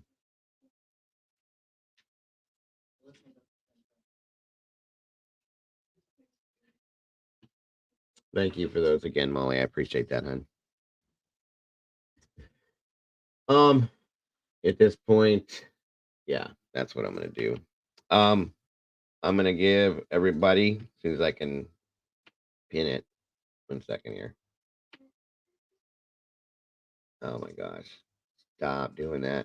I'm gonna open up the panel. To have everybody speak on this that wants to. And again, remember, folks, we got to use logic, common sense when we talk about this stuff. That's the only thing that I have as a request. So think about what you're going to say and how it can be effective, good or bad, before you say it. That's all. All right. 96 likes. We need just a few more, guys. Come on down. All right. The link is pinned in the chat right there. And this is, we're talking about Delphi here. So come on up, guys. Anybody. Welcome, Gene Del Rio. I think, I'm not sure, Gene, how you do get him moved. No, they stated that he wasn't eating, Jeff. Nelly, come on down. Hello. Can you hear me? Are you there? I can hear you. There we go. Can you hear me? Yes, ma'am. I can now. Thank you for joining me. There we are. Sorry, I just needed to mute my YouTube. Yeah, this is one of those cases I'm quite engrossed in as well. Yes, very much. I'd be honest with you, the minute, I know when we've done the PCA, but the minute that came out, I remember it was, oh God, it wasn't News Nation, it was someone like that. And they were all kind of like, wow, oh my God, blah, blah, blah. And once I read the PCA, I genuinely thought, what? People think this is it? I immediately saw these witnesses who described Bridge Guy allegedly, and every single one of those descriptions were different.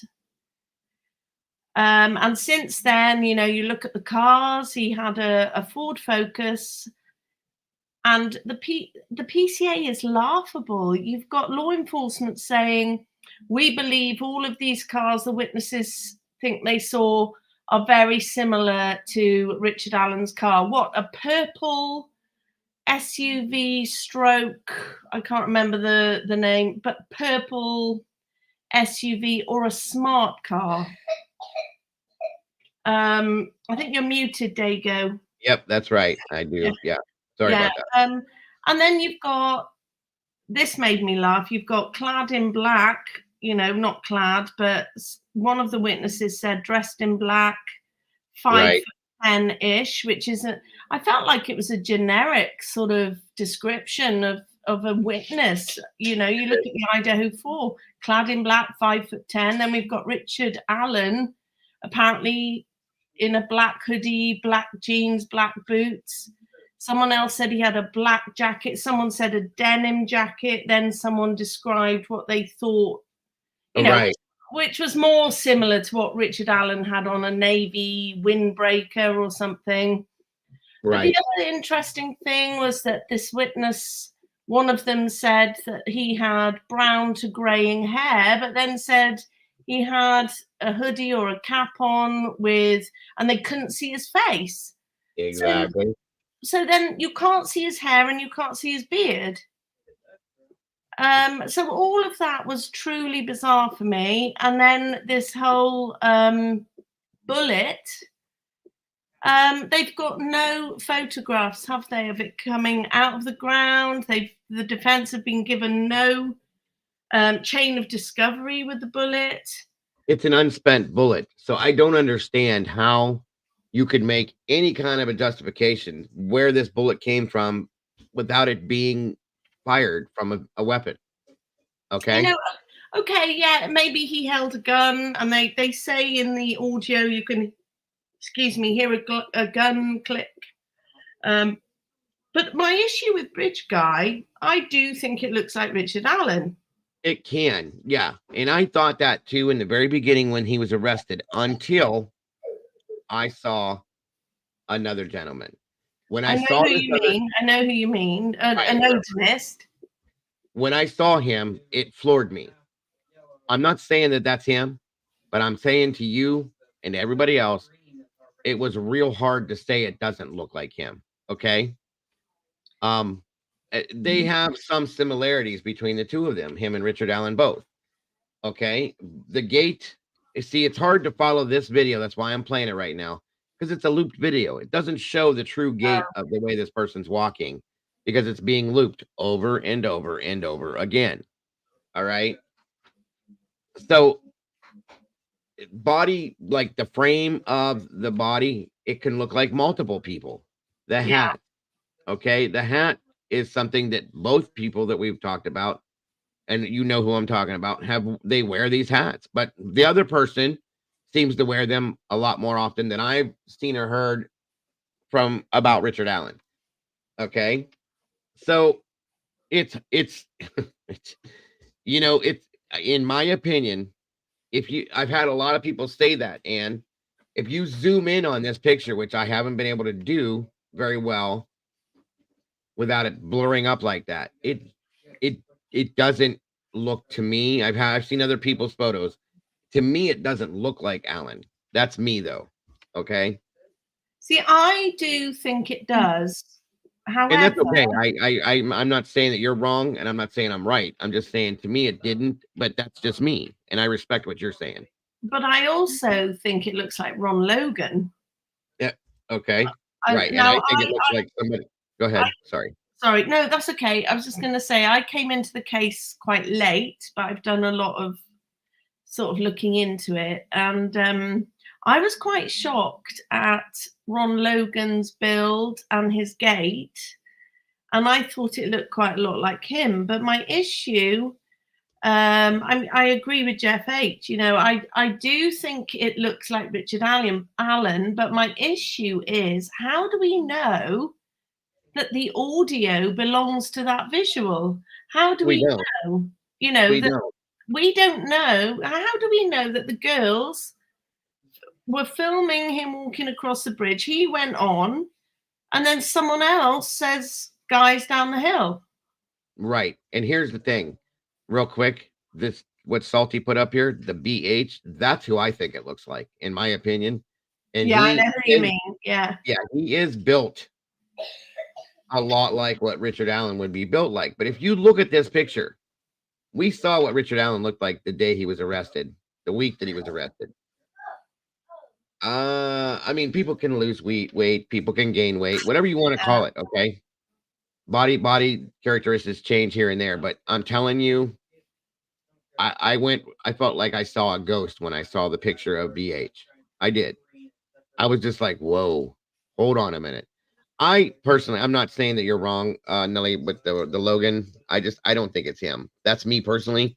I'm not saying you're right or wrong again. The BH is the one that really floored me a lot. Okay. And it just made me start looking in a different direction. I think it was other things that made me look in that direction, not the bridge guy video. Right. And this is a little bit like, I know they're different cases, but the white Elantra. So I wonder if law enforcement did have this footage of bridge guy, like maybe law enforcement knew this white Elantra was driving around, and then they made everything fit. And I think there's a big possibility that this audio did not belong to this video. Very, very possible. You are absolutely right. There's so many different things in this that are, excuse me, I'm trying to say how I want to say this.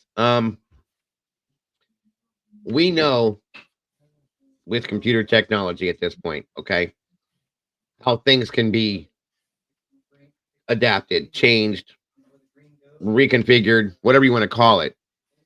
Jeff does that stuff. He knows how you can do things with computers and change photos and audio and do this and do that. It's very easy to do. Okay. Salty's saying that it's 43 seconds long in total. You know, I'd love to see the full video and hear the real audio. I truly believe that's two different people on the audio. That's one thing I will say. Yeah. And that I will not take back. That's fact in my mind. Not saying it's fact for real, but in my mind, that's two different people's voices. I'm sorry. It could have, maybe it's not. Maybe I'm just wrong and I'm hearing it the wrong way. But to me, it sounds like two different voices. Okay. Yeah. And it was spliced together. That's again my opinion only. That'd be a good thing, Jeff. If that could be stabilized and cleaned up, maybe it would change it somehow and we'd be able to see it in a different way. But why is it like that? Why are we seeing it like this?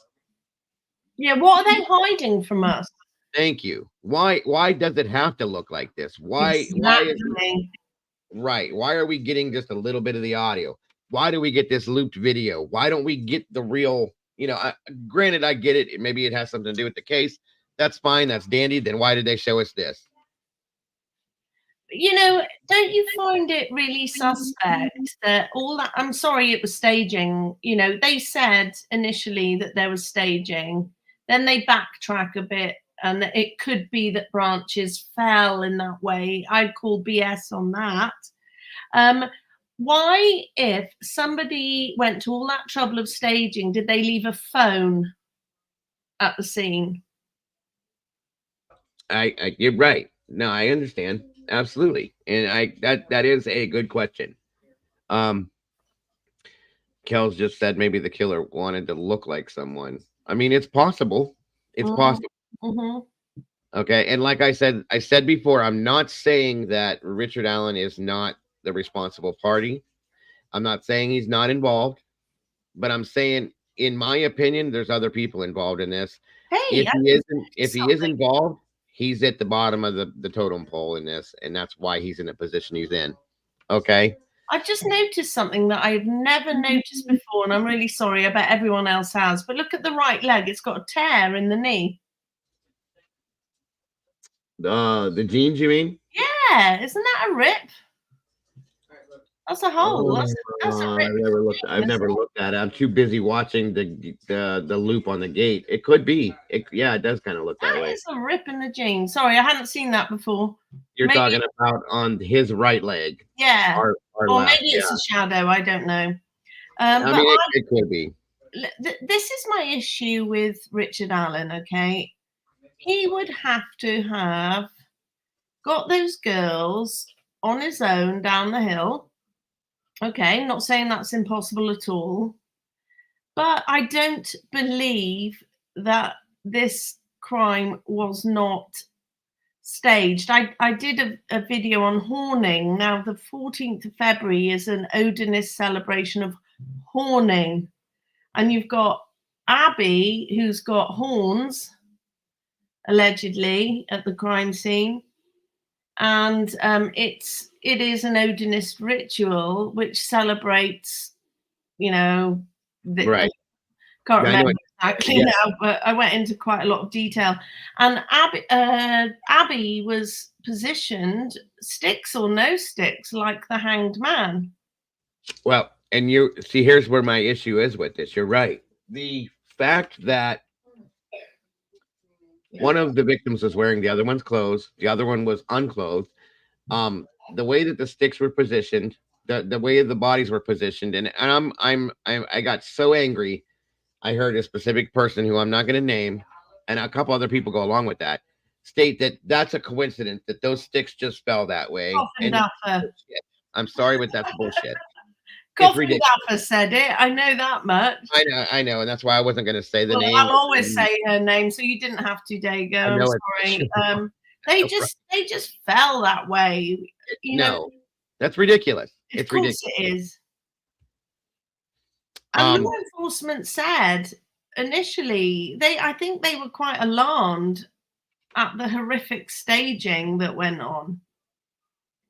And there was another crime. I'm sorry, I did do all this research, but it was months ago. There were another couple of girls that were murdered, and they were staged. They'd been off on their bikes, and they'd been murdered in a similar setting, and they had been staged, but these two, Abby and Libby, were close together, and the other two were far apart.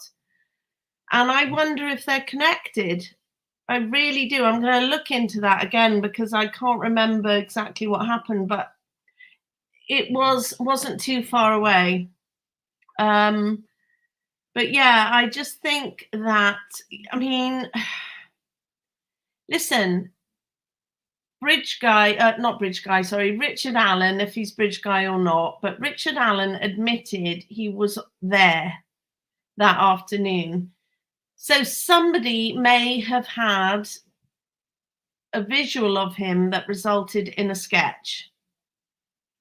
It doesn't mean he committed the crimes. I just don't feel that they've got enough evidence. If they can't get the car right or the witness IDs right, all they've got is this bullet, in my opinion. Right.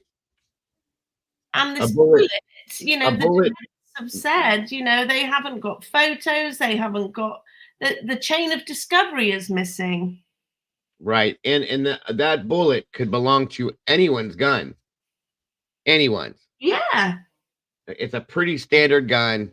Anybody could own it.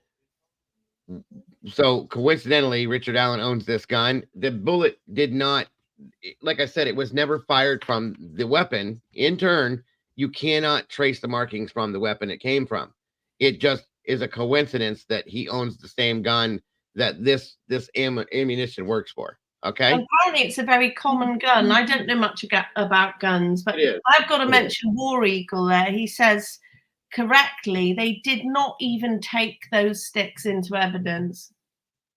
Well, no, they just kind of brushed it off like it was nothing, in my opinion, and ignored it. Okay, that's not how I feel about that. Okay, well, Doodle just said no, that's not true. What are we talking about, Doodle? What did I misspeak on? If I did, my apologies. Fix me. If I said something wrong, I didn't mean to. There was a lovely lady. I can't remember her name. She's vanished. She got really involved in the Kylie Rodney case. She just sat up and said her bit. She was so lovely. And she really started looking into the Delphi case. And she's the one who brought up the crime. These other two, I will find them, Dago. There were two other girls who'd gone off on their bikes and a very, very similar thing. And they felt it was staged and they thought there might be a connection. And they were staged, but the girls were far apart from each other. And the thing we've got to think about is everything the defense has said so far has been proved to be true. You know, the guards were wearing Odinist patches. You know, we've got Judge Siegel doing all sorts of criminal things, in my opinion. I do wonder if she's being blackmailed. I don't know. But it's a sort of possibility I think about. Right. Well, and she suddenly declared an illness. How convenient. It's very convenient. And real quick to correct something. What I meant by that, Doodle, is that wouldn't the bullet have to be fired from that specific gun to leave the marking specific to his gun before you could tell that it belonged to him? If it's an unspent round, there's no markings from the gun. Therefore, you can't match it to a gun. That's what I was trying to say. Did I say that wrong, Doodle? And Doodle is a previous law enforcement official, which is why she knows these things. I have heard, Dago, that it doesn't necessarily need to have been fired for it to have an imprint. I might be wrong. I think that it does have a certain chamber imprint on it. So if it was put into the gun and loaded, then you could remove the bullet from the gun and it may still have the markings from the gun without it being fired. Is that what you're saying? Well, I just read that it didn't have to be fired for it to have its individual marking on it. So, but the bullet would have to be put into the firearm in essence initially. Okay. Yeah. Yes. That is what. Okay, I do understand that, but I'm saying if you once you load it and you get it in there, I'm missing the word that I'm trying to say. Okay, well, so then it would mark that. Okay. Doodleberger said loaded and ejected. Loaded. Okay, and then unloaded. Okay, that I understood. Yes. Okay. Yeah. Then it would show the marking on it, but I thought that it had to be fired from the gun itself to say, well, I guess no, that does make sense then. So my apologies if I misspoke. Well, you haven't misspoke. It's just I don't understand guns, but I did read that a while back that if it's loaded, as Doodlebug says, and ejected, it can have the markings, I think, of the chamber on it. Okay. No, it doesn't have to be fired. Okay, thank you. And Salty says there's some great videos on the subject out there. The bullet has no firing pin marks. Okay. That's what I'm trying to that's what I was trying to speak on is like, how do you know if there's no marks from the pin and you still can't prove beyond a reasonable doubt? Right. That's what my biggest issue was. No, I appreciate that very much because it does happen, guys. We're not professionals. And sometimes we can speak the wrong way on these things. Yeah, exactly. But isn't it suspicious that this bullet was found and came out in the PCA, and this all came out just before an election, and there's no chain of discovery for this bullet, and there's no photos of it that the defense needed. There's none of it afterwards. There's none of it being taken out of the ground. They haven't got any photographic evidence of this bullet taken away from the scene or anything. It's truly bizarre. I agree. It's a bit like the sheath to me, I'm afraid. I'm sorry I keep comparing cases, but It's okay. I understand. Like I said earlier, these are the only two cases that are really big enough that everybody's followed to know to be able to compare. There's yeah, obviously no comparison truly between the two cases because this one, Delphi, is so much more corrupted than what in my opinion, than what Idaho is. But yeah. All right. Jeff said that you could run 10 rounds through this, so on and so forth. Okay, Doodle. Thank you for that. That's wonderful. If you want to, that's wonderful. I just don't want you to go out of your way.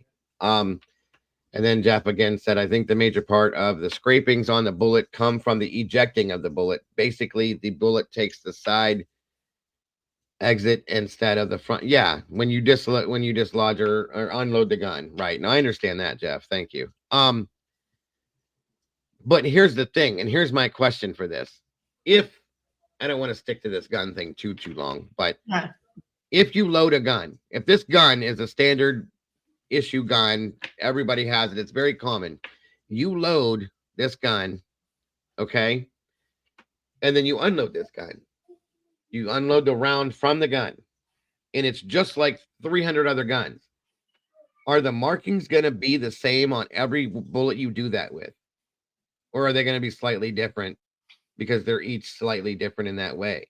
Good If it question. has the same mechanical workings of each gun are the same,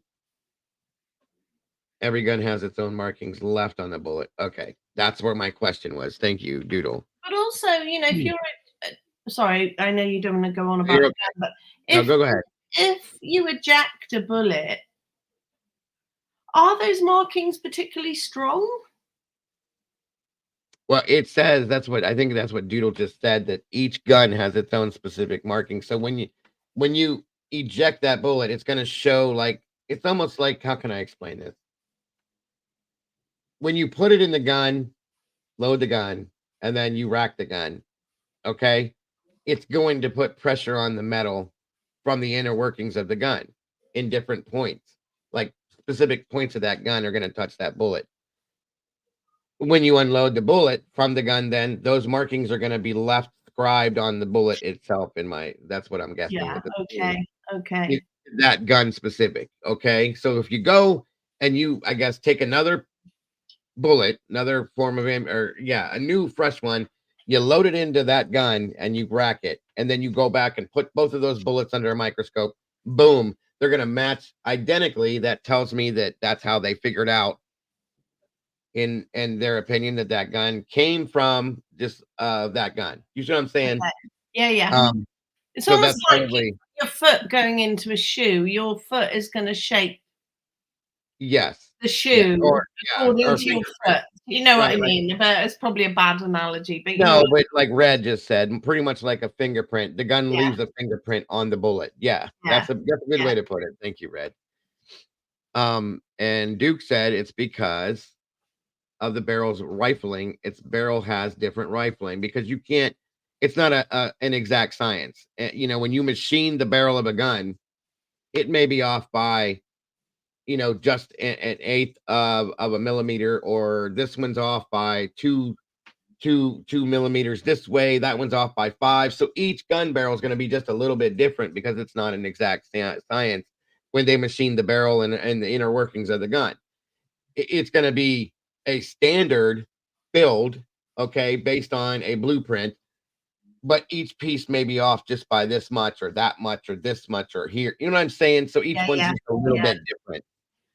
Right. So that I do know because I actually, when I was in high school, I went to school to be a machinist. I just never went forward with it.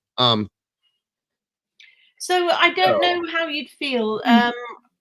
Michelle After Dark has got 2 channels. She's got Michelle After Dark and Michelle Walks.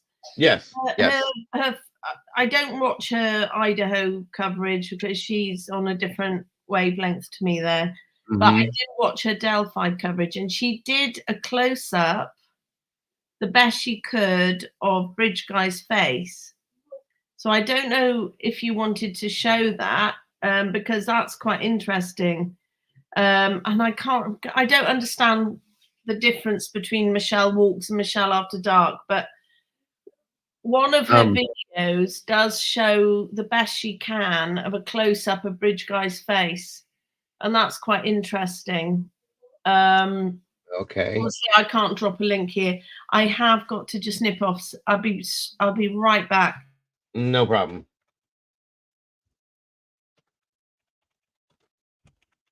One second, guys. Let's see here.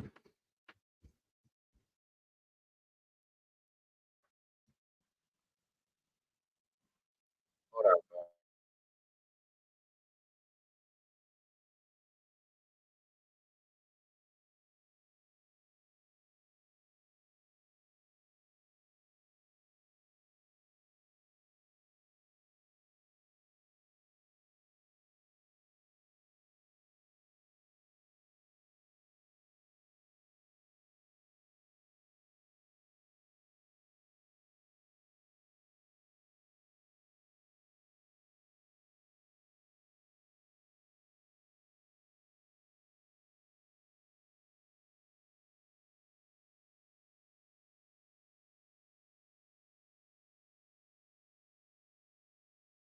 Hi, sorry, I'm back. I can see if I can find the exact. I'm looking one. She has one up from Let me just see if I 9 can hours find ago on the After Dark channel. No, it was before that. Let me see if I can find it, Okay. and I'll tell you which video it is No problem. because it is quite interesting. She zooms in and clears up as much as she can. That's awesome. Listen, I say it with love, but it's annoying. She's got two channels, and I don't know the difference between the two. So she sort of covers all cases on both. Yeah, no, I understand. Right. Hang on. I appreciate you guys all being here for this today. It's very interesting. This kind of stuff to me is interesting because it does make it makes a difference, guys. It helps to make people understand some of the things that are going on in the case. I think she's looking for one of Michelle After Dark or Michelle Walks videos, Salty, that has a close up of Alan's face. Salty has about everything and anything you can have on this case. Oh, does she? Oh, okay. I didn't realize. Yeah, she is head first in this. No earplugs, no nose plugs. 100% underwater with this case. She has been for a while. Yeah, it is very interesting, Jaylit. What's up, Mike D? Good to see you. Oh, here we are. Bridge Guy, like you've never seen him. Jeff says that Alan has said that he's never let anyone borrow his gun. I understand, Jeff. I get it. And I know that these are just basic, commonsensical things that would make you think, okay, he said nobody's touched his gun. So be it. I get it. That doesn't mean, again, there's other conspiracy things in a sense that are going on with this, Jeff, that are wrong. Why is it so hard to think that the bullet would have been put there after what we've seen? Okay. You know, it's not hard for me to say, okay, that could have happened. What's up, Stevie? Good to see you, buddy. I found it. Okay. Okay. If you want to drop it in private chat, I can. Oh, yeah. Can I do that in private chat? Yes, ma'am. Ah, I didn't realize. I'm learning all the time. Right. Okay. Hang on. Absolutely. I'll put it in private chat. Bear with. Right. I will. Hang on. It's coming on. I agree. I do agree with that one, Jaylit. It is very helpful to focus on the small points because all the small points, you put them together, it opens up a bigger door. I agree with that. Okay, it's in. All right. I have to say, Michelle on this case is on it 100%, and it's really interesting because I will say I had a huff with her. Oh, wow. A private one. I thought, I'm not watching this because she was like with Kohberger, very much calling him the murderer. You know, she wasn't, and with Richard Allen for a while, right? You know, guilty until proven innocent. And then all of a sudden on Delphi, she took a turn and she was presented with new information and she's done a complete 180. And is now like, whoa, hang on, what is going on here? And her coverage now on the Delphi case is amazing. So I've made a pact with myself that I won't watch her Kohberger stuff, but I follow her Delphi stuff She's absolutely brilliant, and she's very thorough. So Wow, this is the best close up I've ever seen. yeah, and If it that's looks the like a same picture, I mean, just so you guys don't get confused, this right here is not the same picture that's this bridge one. Okay, this is a close up of Alan's face. Okay, from a while ago. This and this are Alan or are the bridge guy. So they're trying to match. She's trying to match it with him. Okay. it looks quite a lot like him. It does. I agree. I mean, don't get me wrong. You know what, Salty? Do you have a picture of BH that you could send me, hon? If not, don't worry about it. I'll go look for it now. I'm just trying to do it quick, and I know you have a lot of things there. Again, if you don't worry about it. I will go find one myself, but I'm just saying it would be quick and easy if you had one on hand. That's him for sure, folks. That's Richard Allen. But this, like I said, the facial structure, and it's hard to know because this was 6 years ago. Okay. When he was arrested, he was a lot plumper, I guess you could say, for lack of better terms, and we don't know what he looked like really too much then. That's the thing. Welcome back, Miss. But yeah, it's an interesting video, that one. It is. She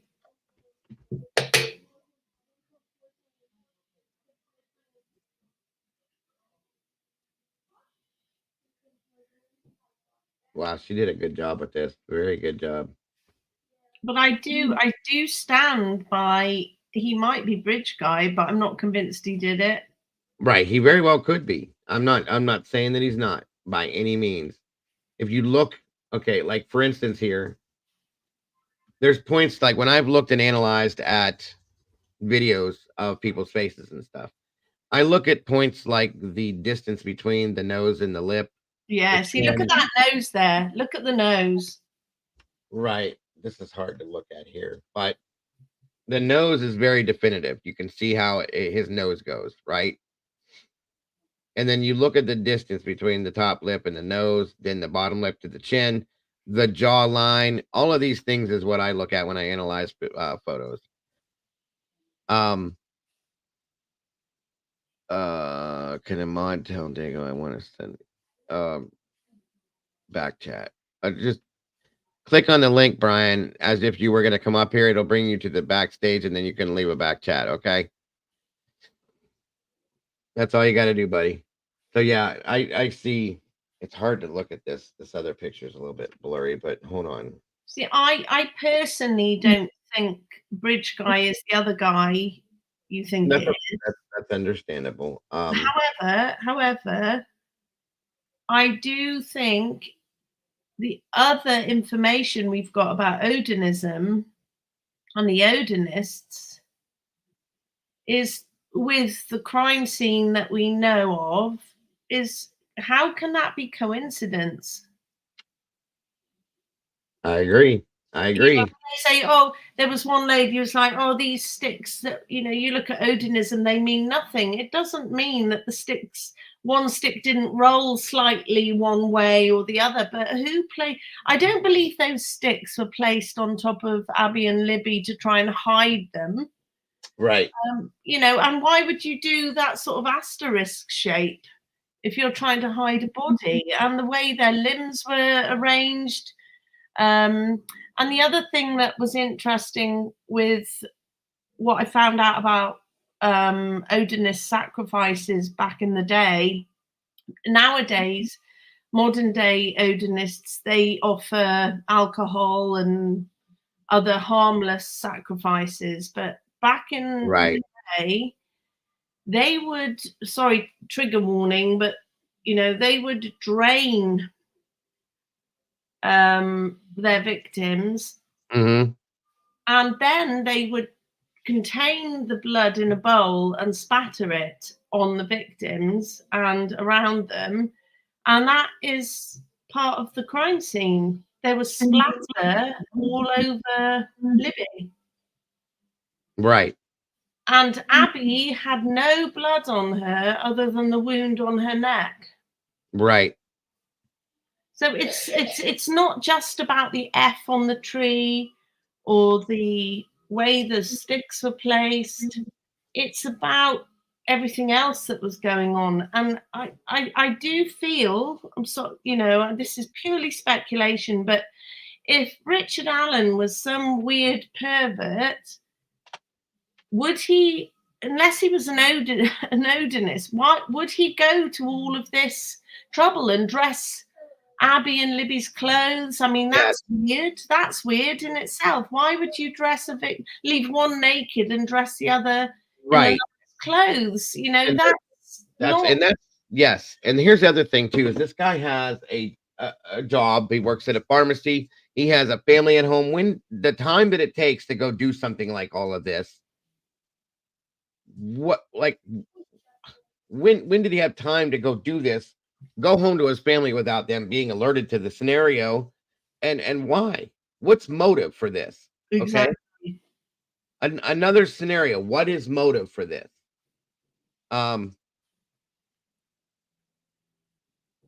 Is it a coincidence that the guy you got on screens? This is the other guy. You see the hat. It's kind of hard because he's got glasses on. The goatee thing's a little different at this point, but it doesn't mean it wasn't at that point. You know what I mean? They do resemble each other a lot. They do. They do. In my opinion, they really do. So it could be either one. It really could, without fail. And also what his ex told the police. His ex. Oh, yeah. I mean, yes. And then you've got Elvis, who is saying, will I be arrested if they find my DNA on one of the victims? And that's big. I'm sorry, but you're right. The Elvis scenario, the spitting on that's huge. Huge. Yeah. Why is that not such a big deal to them? And also, I'm going to put this out there, but the other sketch of the guy with the sort of curly hair, his face looks a bit like Elvis's to me. I agree. I do agree.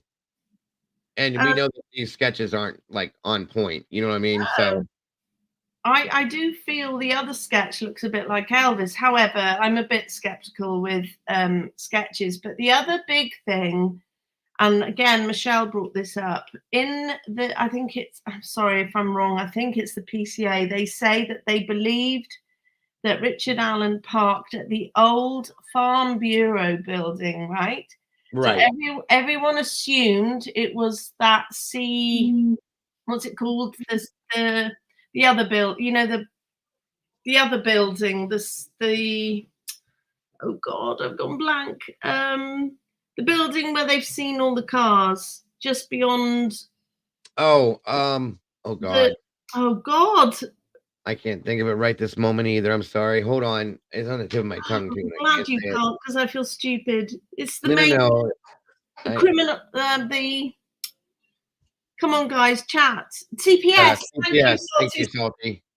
Okay, so they're saying they've seen all these cars at the CPS, but I'm fairly sure it's in the PCA. They say they believe Richard Allen parked at the old Farm Bureau building, right? Right. Yep. Everyone has assumed it's the CPS building, but actually there is an old Farm Bureau building that is near where Richard Allen works. So who's to say they've got two completely different buildings? There is an old Farm Bureau building near where Richard Allen works, where he could have parked and gone for a walk. Very, very possible. Very true. Very true.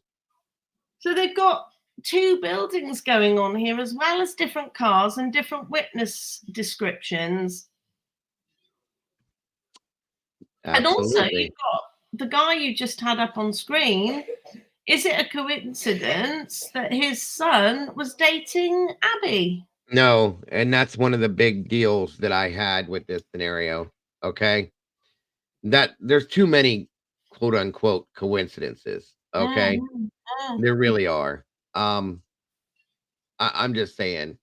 There can I've never truly been a fan of coincidences and true crime, when you have this many, that's a lot. That's all. It's too Yeah. many, in my opinion, to be able to not say, okay, this means something. Okay, it's time to look at this scenario. You know what I Yeah. mean by that? Yeah. Yeah. I just don't feel. I mean, I do think that the other players, Keegan and all of those, are dodgy. So they. I mean, again, what are the chances he was supposed to meet Libby there and she didn't turn up? I mean, that's sus as well. Very much so. And Salty just said dating Abby and practicing Odinism with PW. Again, too many coincidences to not be something to look at. Okay, way too many. I think the problem we've got in this case is that the worms are coming out of the woodwork, Mm-hmm. and it can't all be coincidence that we've got a corrupt judge, that we've got guards with Odinist badges on, that the defense have been sacked unlawfully, and you've got a guy in a prison who shouldn't be there and who looks like he's dying, frankly. Yeah. Yes, I absolutely agree. I'm sorry. I'm trying to respond to the back check there for a minute. Yeah, Brian, I absolutely agree. It's very offhanded. I'll just put it that way. For sure. But yeah, I wholeheartedly agree. There's too many coincidences to call it a coincidence at this point. Okay. Welcome, Mandy. Good to see you. What do you think of the confessions? I don't think that they're full confessions from him. I don't think that he meant that it was something he wholeheartedly wanted to do. 1 second, Nelly. I'm sorry. That's okay. Brian, just to say, I've seen what you said. I've seen that. I'm not telling. I can't tell you how many times I have reported that channel, and he's still going. I just don't understand what YouTube is playing at. And I know many people have reported him and videos, and he goes on and on and on, and I don't understand why.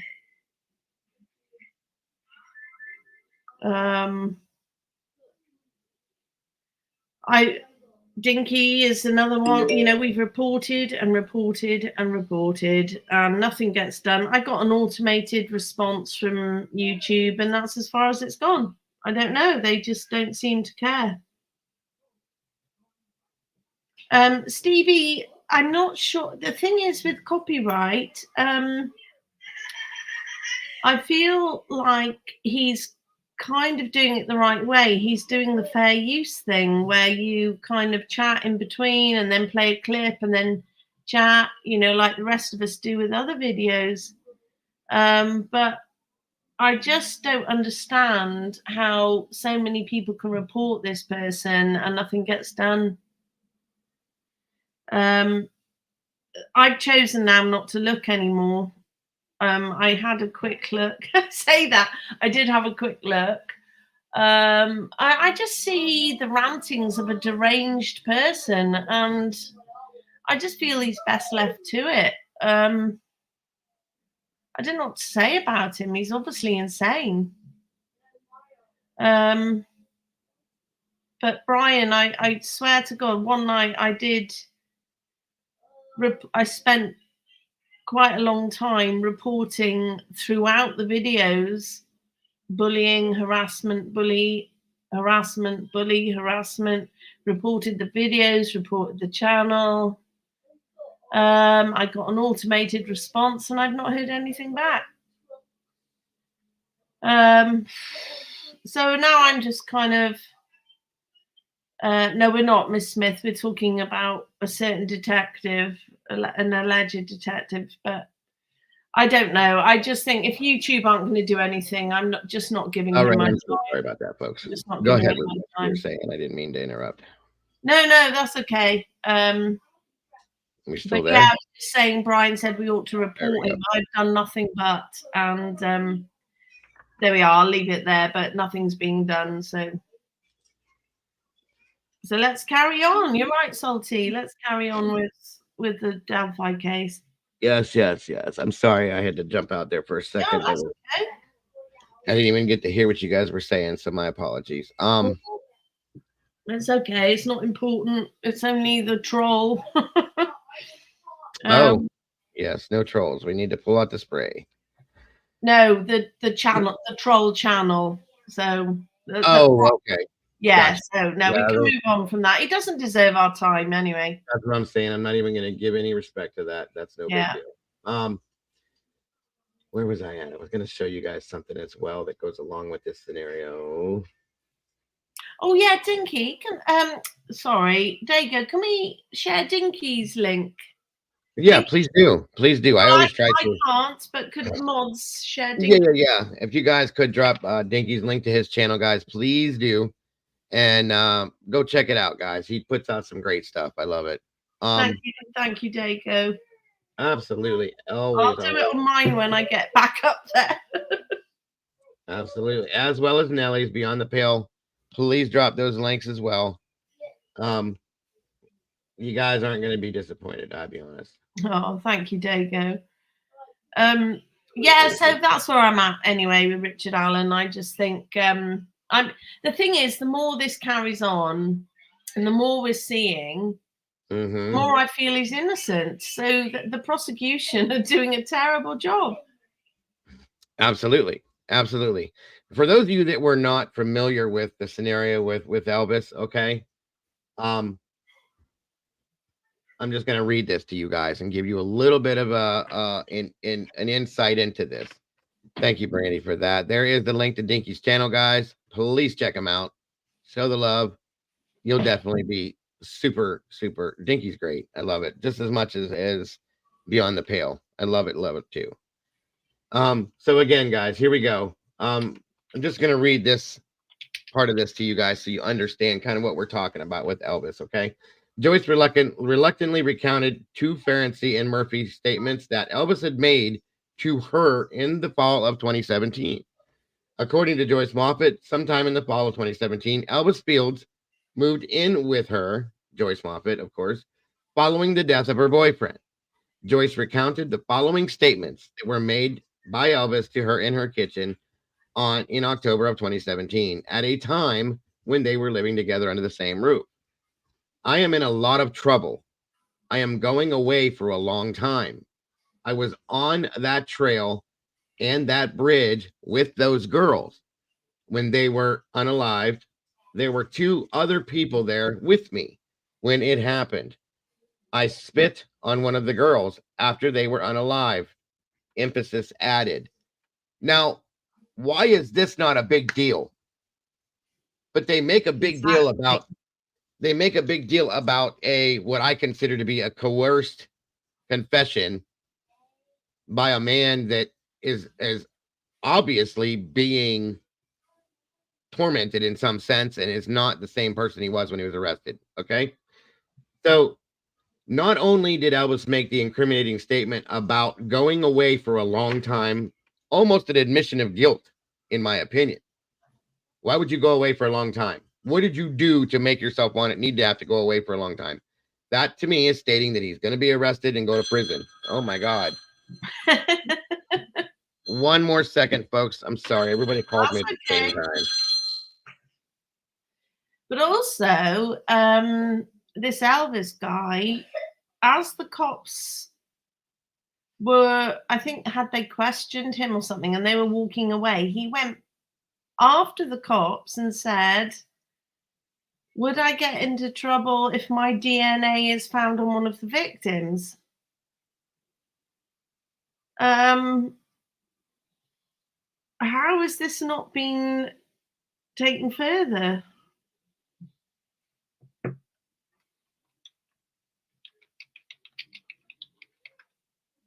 I just either Elvis Fields is a fantasist, but how would he? Well, I would like to know if his DNA is actually on one of the victims.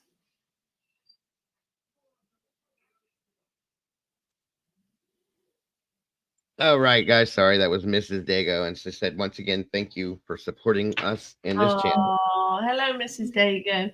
But do you remember, Dago, that actually he ran after one of the cops? Oh yeah, absolutely. And He absolutely did. said, how, you know, how would, I can't remember the exact words, but it was like, what do I do if one of my, what would I do if my DNA was found on one of the victims? Right. That's right. What would happen? He made that comment. If I spit on, yeah, that whole thing. That was all exactly. So again, why is that not being paid attention to? Why is that not a big deal? No, because there's cops involved, in my opinion. I can't think of any other reason. Honestly, at this point, I keep repeating that I'm not a huge fan of rabbit holes, but guys, this is not a conspiracy. It's happening in front of our faces, and I Yeah. cannot say that I disagree. Honestly, thank you, Rach, and guys. There's the link with Stevie's channel, the True Crime Jungle with Stevie Irwin. It's an awesome channel. Stevie's super talented, guys. Please check him out and show the love there as well. We got some great creators in here today. Go check it out, folks. You will not be disappointed in that sense either. And thank you again, Rach. Of course, Beyond the Pale, that link as well for Nelly up here on the panel with me. Check that one out. And Dave. Thank you.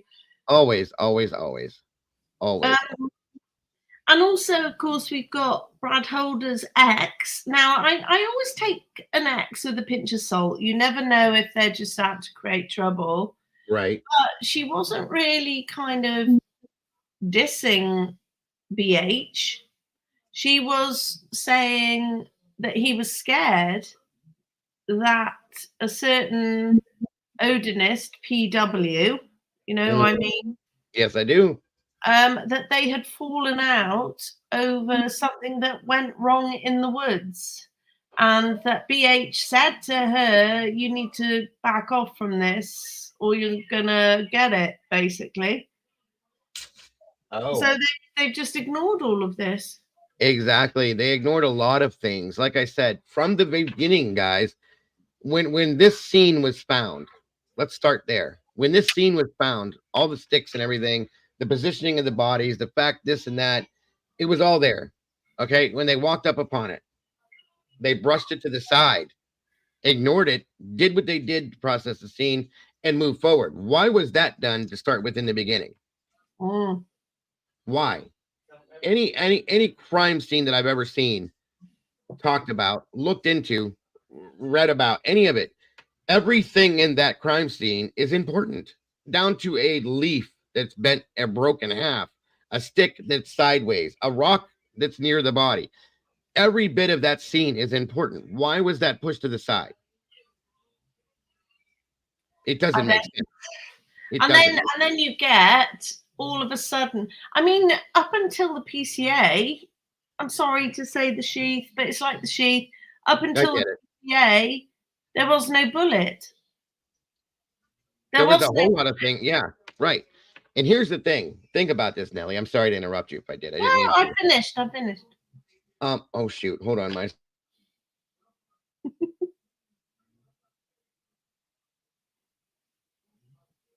Oh, it's wonderful. I have the kids home today, so everything's going on. But Richard Allen, this case happened 6 years later, they get a suspect, right? Yeah. So then we have Richard Allen arrested. Everybody's kind of like, oh, thank God. You know, we have somebody in custody. Maybe there's going to be some kind of closure for these families. I hate using that term because there's never, but you know what I mean? Okay, there's going to be an answer to this situation. Everything's okay for the better part of a year.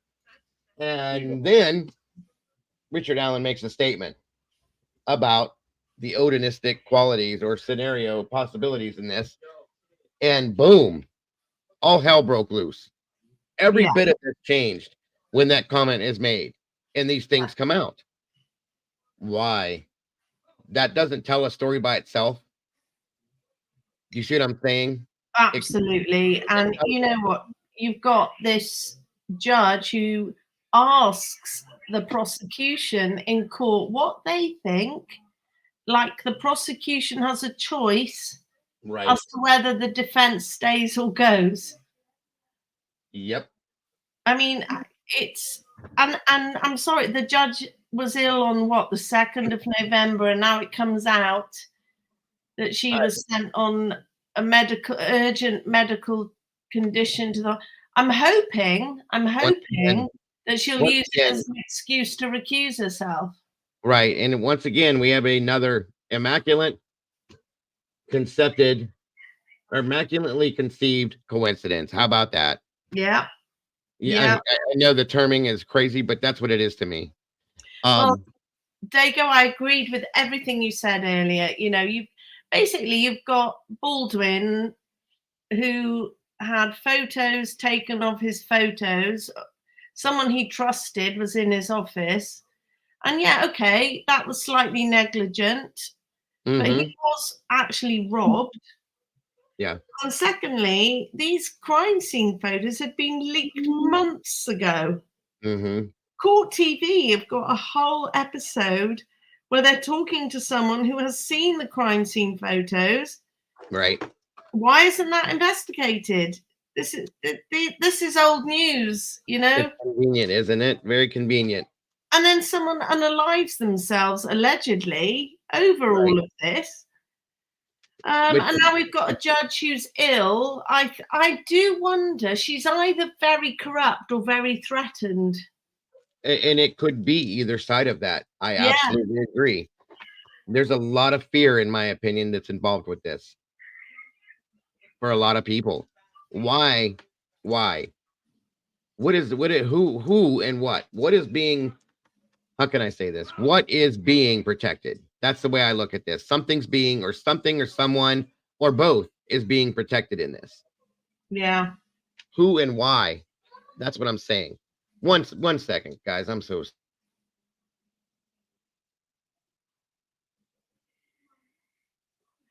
I think we'll see the judge recuse herself due to ill health. Well, and that won't make her look so bad. I don't care what she does. She just needs to go. Yeah, exactly. Okay? It doesn't matter to me the reasoning why. I'll support that. Just go. We need to get a real judge in here for this. Thank you, Mandy. And we also need to get the defense team that was in place back in place, because I feel I trust them, okay, to give him what he deserves as the suspect in this case. Again, whether he did it or didn't do it, he deserves a fair trial, period. At this point, there's nothing fair about what's going on with him. No, you know what? I think they either hope to get the confession out of him or that he'd actually die. I think they wanted him to just. I think that's what they're waiting on. Yeah. I'll be honest with you. As many times as this case has been pushed forward, once again, here we are. Which is why the defense team states if they can get reinstated, then they want this trial in 70 days. Let's go. Let's do it. And it's been put away for a year. Yeah, and everybody has the same thoughts on this, guys. Everybody. They don't want him alive, in my opinion, because he doesn't. I think if they were pushing this, once this happened, another year ahead of us, okay? In that situation, I even asked you guys last week, do you think he'll be here in a year? Because I don't. The way things look, I don't think so. The other interesting thing, Dago, is that Rosie, I always struggle with Rosie or Rosie because there's a Rosie in the Idaho 4, but Rosie in the Delphi case, the other defense attorney, right, was not involved with Baldwin's office. This has got nothing to do with him, yet the judge struck him off as well. Right. Yeah. And there was no reason. And actually, you know, as we all know, there should have been a whole sort of trial, not a trial, but she has got no right to get rid of Alan's defense attorneys without it being discussed and voted on and all I agree. I wholeheartedly agree. Hi, Salty. Welcome, Salty. So why did the judge feel that Rosie needed to go as well? Because that wasn't his office. That's a good question. Are you here? Can you hear me, Salty? Yeah, I took my phone off of Bluetooth. I'm in the car driving. Can you guys hear me okay? Yeah, we can hear Very you. clearly. Yes, it sounds great. Thank you for Um, joining us.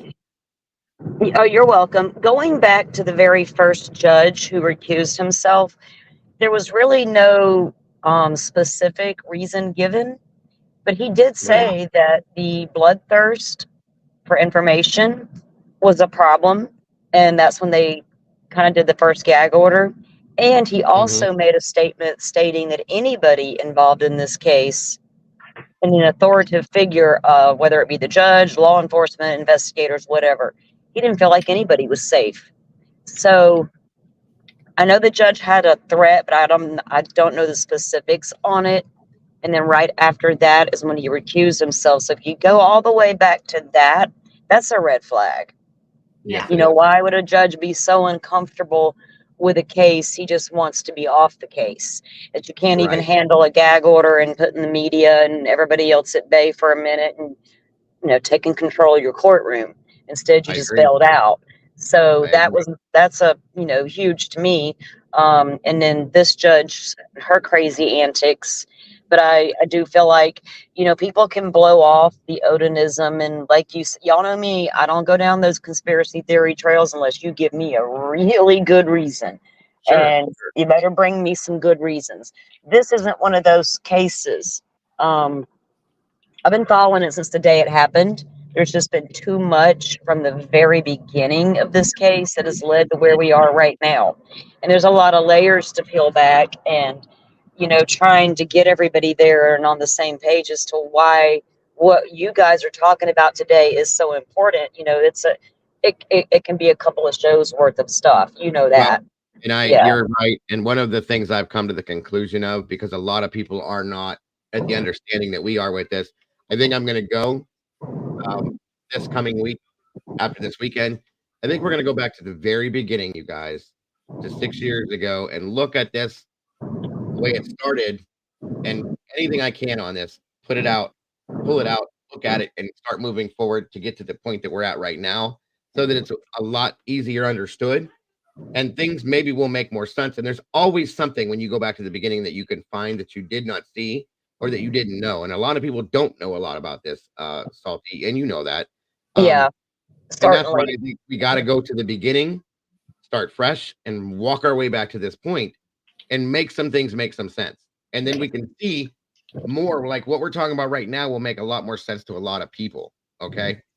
Yeah, So, a lot of us who have followed the case from the day the girls disappeared until they were found the next day, we saw the different suspects and we saw them get ruled out. We saw one die. We saw one go to prison for other reasons.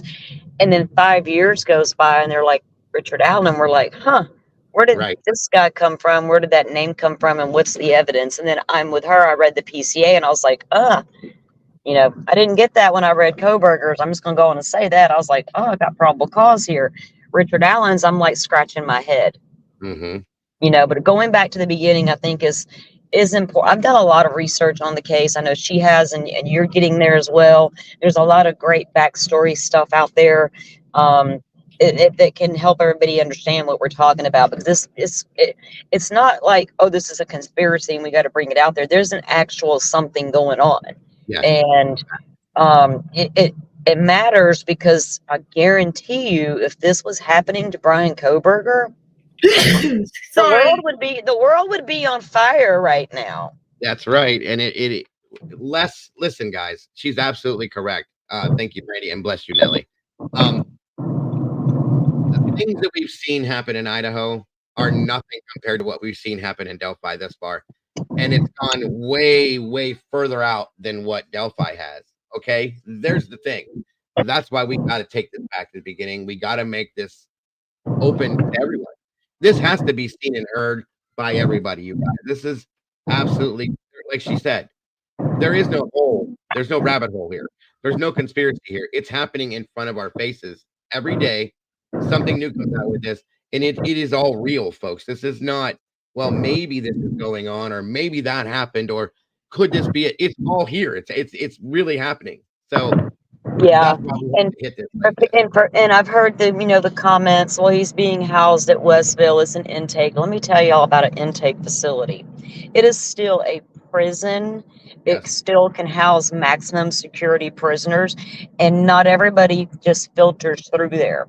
One of our intakes here in Florida, you can literally be housed there if it's closest to your home.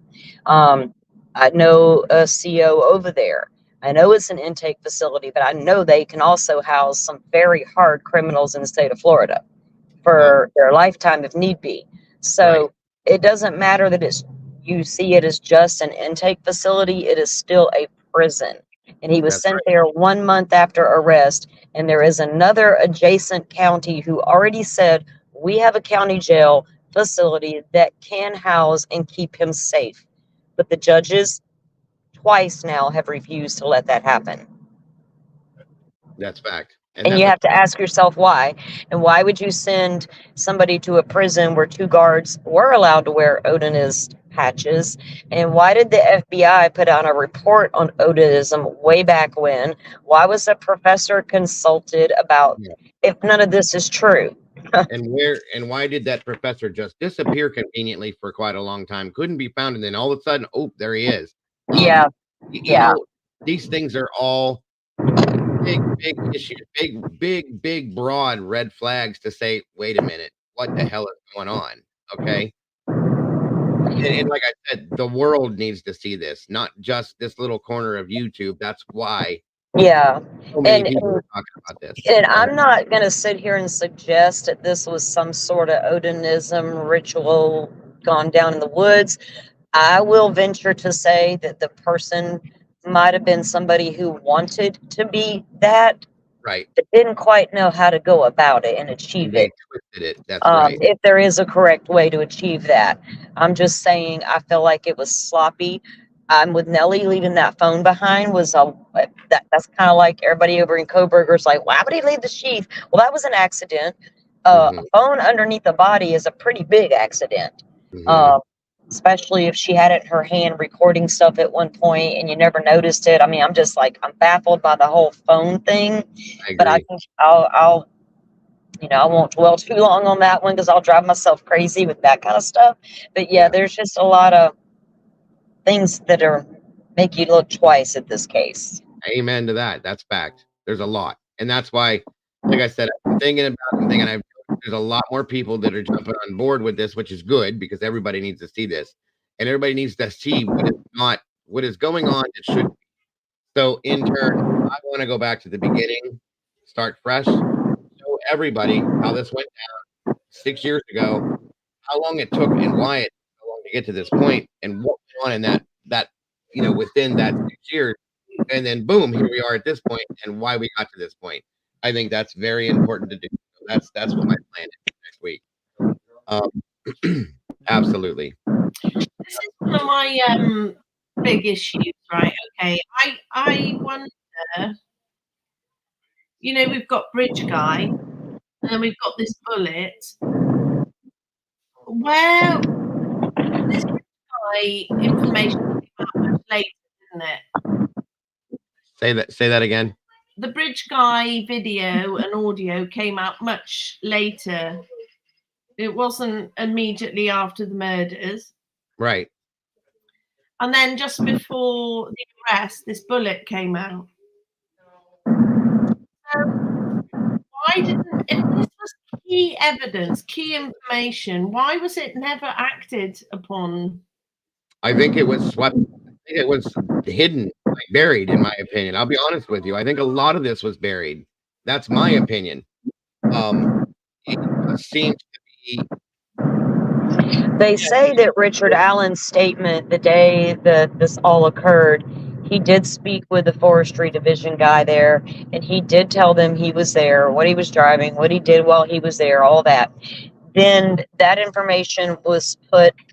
They claim it should have went into a tip folder. I don't know why that would be a tip. It was a statement from somebody there, but it was placed in the bottom of the barrel somewhere and forgotten about for 5 whole years. And that makes no sense. Exactly. Why would you randomly 5 years later did you pull out the case and go, let me start at the beginning, like we see on cold case files, and then go, oh wait, well this guy claimed he was there, but you got 4 different witnesses descriptions of the guys that were there. So I believe he was probably seen there because he was there.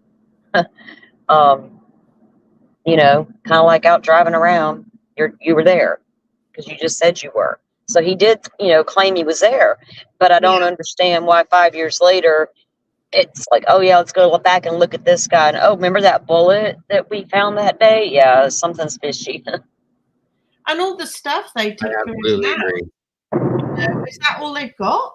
Well, and the fact that they have not even, because it's the case files are so wacko. We all know that the judge was putting stuff in at her own will, taking stuff out, redacting things. You know, we don't really know when they found that bullet, when they claimed it was, you know, that they figured out it could be possibly tied. I'm assuming that when they did the Logan search warrant and they pulled any guns from that house, did you also test that same bullet against those guns? You know, was it only Richard Allen's guns? Because all you got is that bullet. There's not even a speck of DNA on the bullet that we're aware of. And the defense hasn't come out alluding to anything else other than that bullet, you know, which is odd. It's the only thing you have. And one of the witnesses claimed, according to law enforcement, she claimed to see the man in muddy and bloody clothing. Yeah. That witness has come back since then and said that is not what she said she saw. Right. Exactly. You know, nobody else said they saw anything about muddy and bloody, but that one police officer who claims that it was told to him.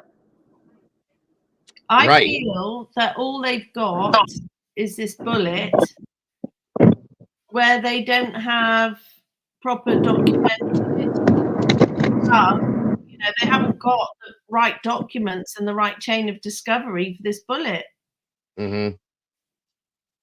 Yeah. And I mean, wait, say that one more time, Nellie. I missed part of that, I think. Sorry, I was just saying that I think all they've really got is this bullet, because they've got the witnesses who give different descriptions. They've got cars that don't match a Ford Focus. Yeah. And this bullet doesn't even have a proper chain of discovery. Right. And there's so many different things that are being said. Go ahead. I'm sorry, Salty. Yeah, no, I just wanted to, you know, when Keegan Klein was arrested with the Anthony Shot stuff, it was everywhere, this social media stuff that on his computers and this and that. They've took all of Richard Allen's devices, and there's not been one thing mentioned about child pornography, anything, you know, that we are aware of that could tie him to anything like that kind of behavior. That's right. And here's you know, we have all of these people that have made, I guess, witness, we'll say, the lady that lives the other side of the bridge that said that she sees, you know, the girls walking, 2 boys walking behind them, this and that and everything. Why are all these certain specific things not being put into the perspective with the scenario and just, again, being ignored in a sense? I don't understand how all of this stuff can be overlooked and underlooked, per se, and it doesn't get put into effect with this case, is what I don't get. Do you know what I mean? There's just multiple different things. This case is going to get super messy, I think, because of all even going back to the beginning, the different sheriffs, all the different players involved, reviewing the press conferences and the different things that were said. I mean, it's a lot of craziness that doesn't make sense. Yeah, I agree. Needed to make sense, especially when we get to trial. We'll see more stuff, but we can't let this kind of stuff. I don't think they realize how many upon it's a part of the true crime communities, and should focus now. It's not going to look at you and go, you know what I mean?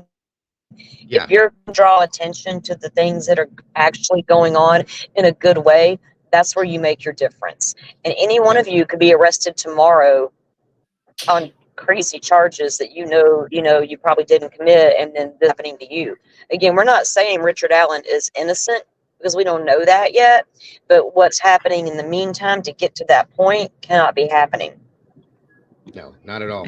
Not at all. It's completely, in my opinion, and that's what it is at this point. But a lot of people feel the same way. It's completely and totally illegal, in my opinion, the way it's being happened. The way things are going down, I've never seen anything like this before, guys. Nothing. Um, and it's just when we're looking at the scenario with the legality of everything, the judge, the judicial side of it, law enforcement, this, that, and everything else that's involved with. When has this ever happened like this? I've never seen this, and that's why we need to be nervous and scared about this scenario. Like I said, like she said, we're not saying that Richard Allen's innocent by any means whatsoever. What we're saying is what the hell is going on, and why is it happening like this? Who is allowing for this? Why is this allowed to happen? And what needs to be done, which is what my opinion is, to get it out there, to make it to be done the right way. That's what I'm saying. Yeah. I think it can't be coincidence that since the defense leaked, or not leaked, gave their document, and I admit, the defense had a weird way of phrasing things. It was a bit bizarre, it wasn't that Right. official.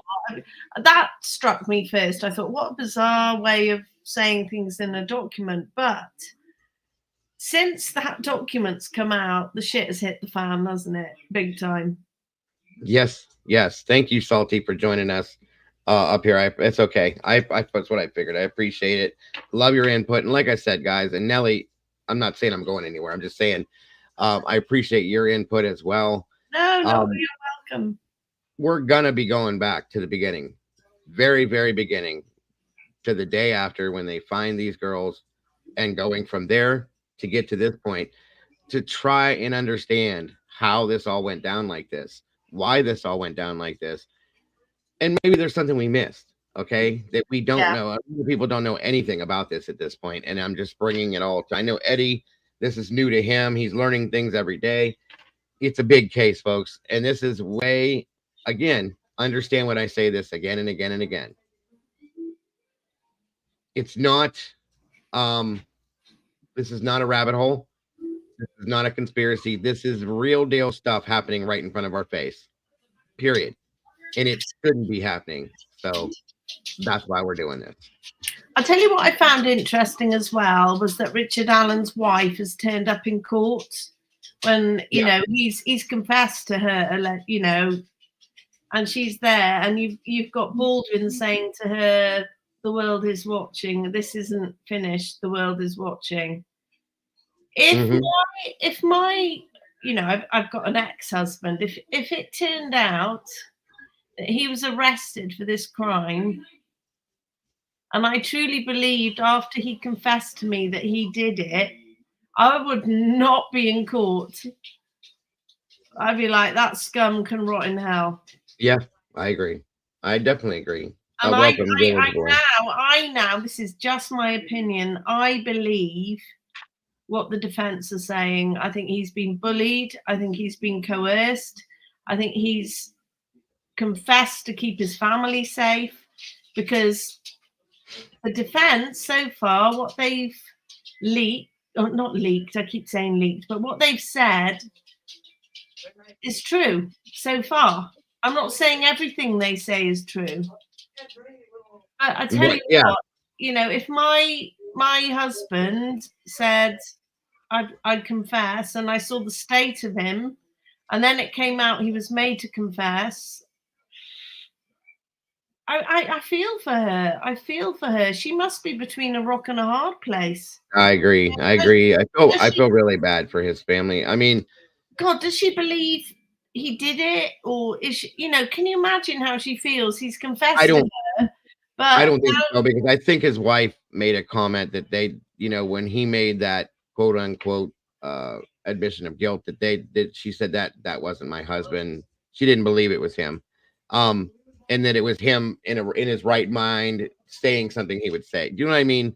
Yeah. So, and like I said, I follow Bob Motto. I think he tells like clear, true facts, and he's right out there with it because he follows this case. He's on top of this case, period. And he said he was sitting right behind the family when all this newer stuff went down and just watched the wife break down.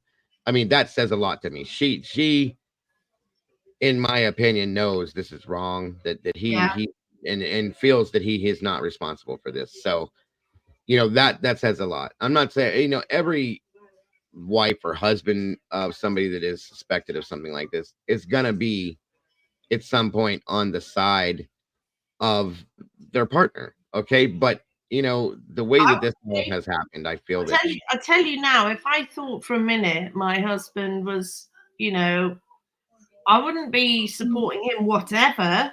There would have to be some really good defense that made me believe otherwise, because I don't believe anyone isn't capable of this. Mhm. So I thought the fact his wife was there after he allegedly confessed to her. And do you know what struck me was Baldwin storming out of that court and saying, "It's time you do your jobs," to the journalists. And he was genuinely angry. I truly believe that they believe, anyway, everything they put in that document. Yeah. Believes Yeah. it. He's genuinely angry. And I feel, the Gilgo Beach murder. I feel he's a John Ray. I feel Mhm. like he is passionate about the fact they would work for nothing. They would do it for Yeah. nothing. No pro bono. We'll do it for And nothing. that's what tells me. I agree. That tells me a lot. That's why I Yeah, think they need to be on his case because they know something. They yeah, they see something in this case. They know something is off. And I think that they truly, really do have. This isn't about money. It's not a job. They truly do have his best interest at heart and his family's, obviously. So, exactly. and again, a comment that was made a while back that I do truly wholeheartedly believe that the admission of guilt was coerced 100%. I truly feel that. I do too. On what we've seen and heard, there's no other way to think about that. You know what I mean? So that's my opinion. Nobody has You know, if to they agree. felt that Richard Allen was guilty, but they were a defense team and they had to back him, whatever. If they were dismissed, they'd just walk away. That's what I said. They would just let it be. They'd move Yeah, away if they thought the man was guilty.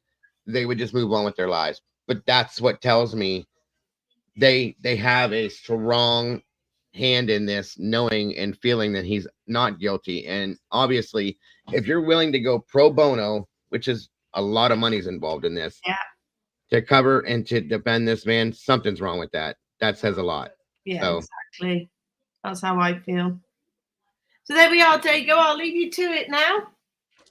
thank you so very much, Nelly. I Thank appreciate you you for jumping having up me. here. Thank you for having me.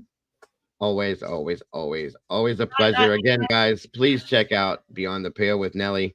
Great channel. Again, there's some amazing, amazing creators in here today, and I appreciate you all so very much for that. Um, and for joining us, really. Yeah, that's a good point. Thank you, Salty. And Taylor's not going pro bono. So, I mean, think about that for a minute, folks. You know what I mean? These two attorneys are that hungry to be his defense. That says a lot. It tells its own story by itself. So, you know what that means, guys, in my opinion, at least. Um, Let me check here. Hold on, guys.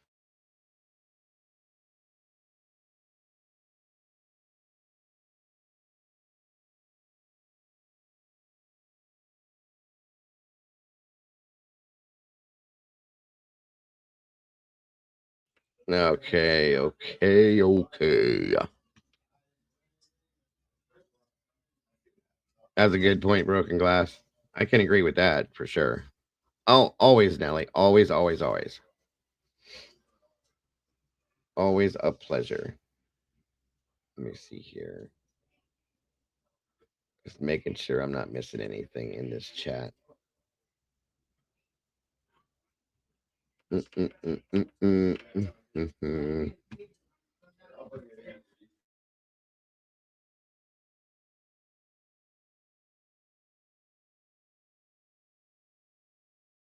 Sorry, everybody. My house is busy. I got people stopping in to tell me happy birthday and happy Thanksgiving. We know a lot of people. We have a large family, so they're sliding through at the same time. So yes, Nelly, have a wonderful night. I know it's getting late where you're at, so please rest easy. Have a great night, and I hope to see you soon. Appreciate you very much, very very much.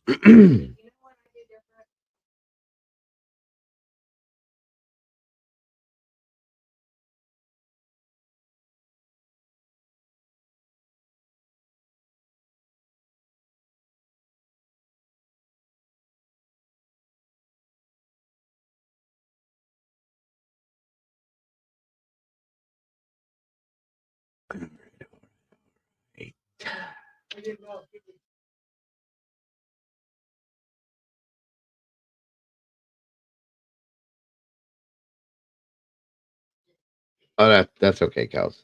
It's no worry. I appreciate you being here at all. So, does anybody have anything else they want to add to any of this today at all? At all? Yep, that's another good point, MK. Thank you. Like I said, we're gonna hit on all this, guys. Every bit of this. Like I said, all the way back to the beginning. Did the Jayhawks win? I see uh Rock Chalk in here talking about. I know she loves her Jayhawks, so really. Well, she thought that that was pretty neat to get to see you guys. So that was my beautiful mother. She wanted to come by to tell me happy birthday. So thank you, Brian. I appreciate that.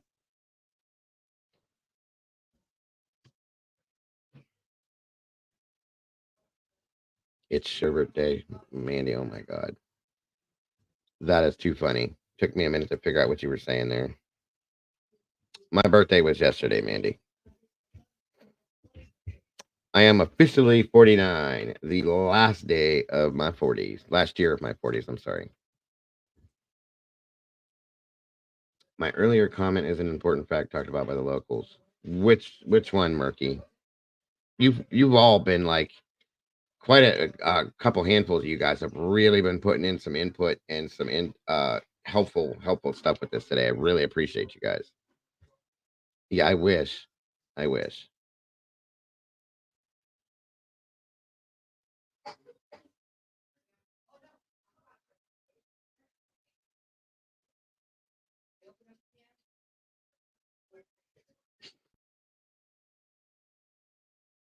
Not really, but I wish. God, I remember them days. My 21st birthday. Good Lord.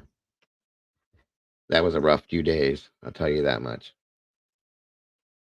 I just can't believe that I'll be 50 next year. That is like, what is going on? How am I 50 years old already? You know, it's insane. It's scary. It went by so fast. So fast. It seems like it's been 10 years since I was in my 20s. It is crazy.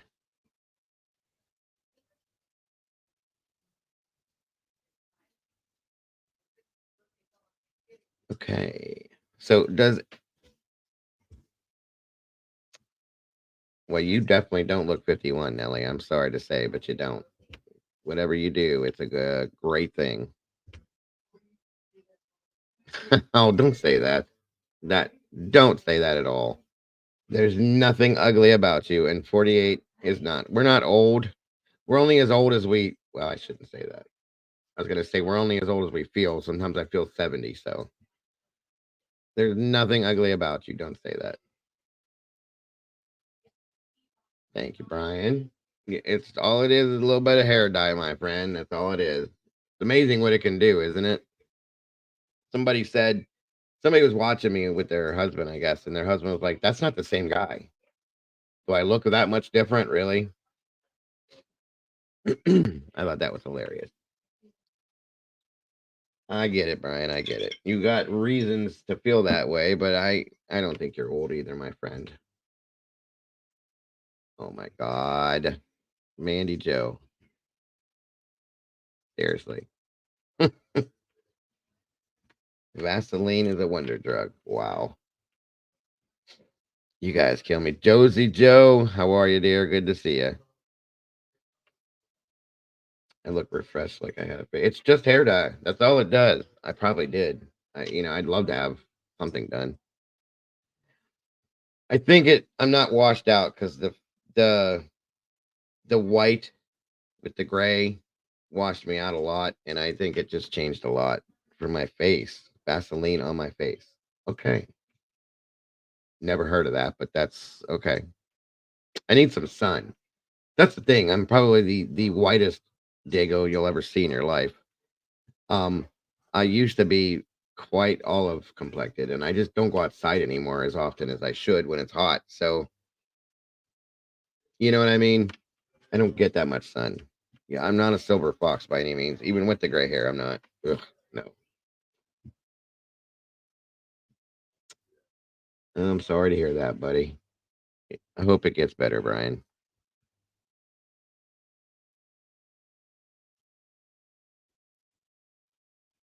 You guys are awesome. Seriously, all of you guys. Thank you all for joining us in here today. So, does anybody else have anything that we want to touch on with this, with Delphi at all? Yes, I know. I take vitamin D supplement, and it's just not the same thing. Not the same thing. What's up, 84? Good to see you.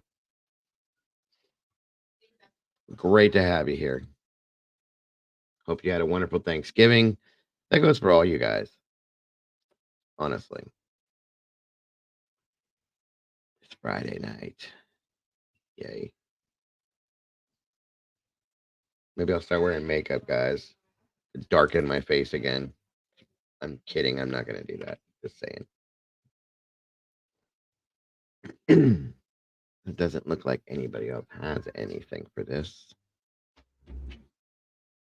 Sometime next week, we are going to be doing an update on the Stephen Smith case as well.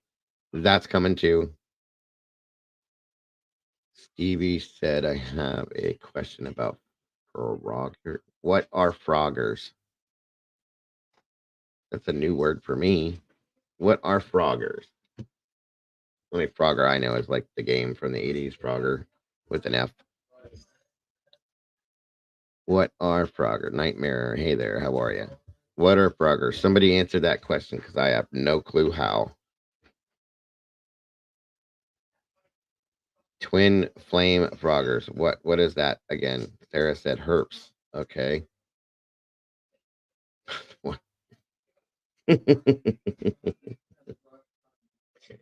Oh my god.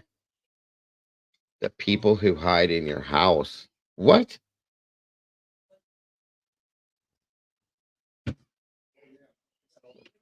Who hides in my house? Oh wait. Frogging is the act of secretly living in another person's home. Oh my god. That's creepy as shit. I've never heard of that term. Oh, yeah, our kids are froggers. You're talking about like somebody that is I've seen a couple of movies where there's like somebody that's living in the attic, people move into the house, and then all these weird things start to happen. And it's the people in the attic. Yeah, I've seen movies like that. I never knew that was the term though. That's interesting. Mandy is actually in Stevie's house right now. You guys are a trip. Hop hop.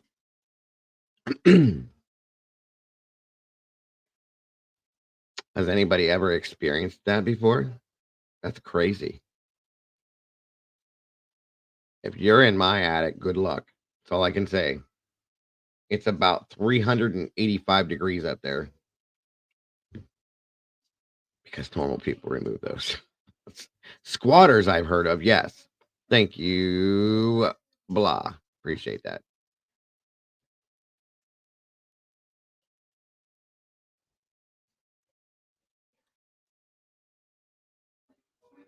Paul Pelosi trial. Totally kidding. Don't you that. Okay. Gotcha. Yeah, we don't need to cover that, I don't think.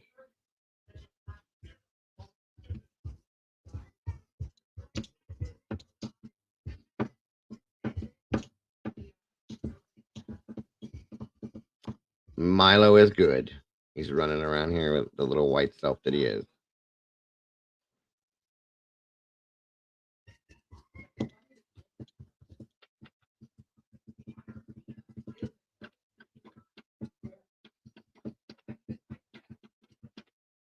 Every time I think about this, people in the attic, it reminds me of National Lampoon's Christmas Vacation when Chevy Chase gets locked in the attic. I love it. Hold on, guys. I got to grab my drink. I'll be right back. Thank you.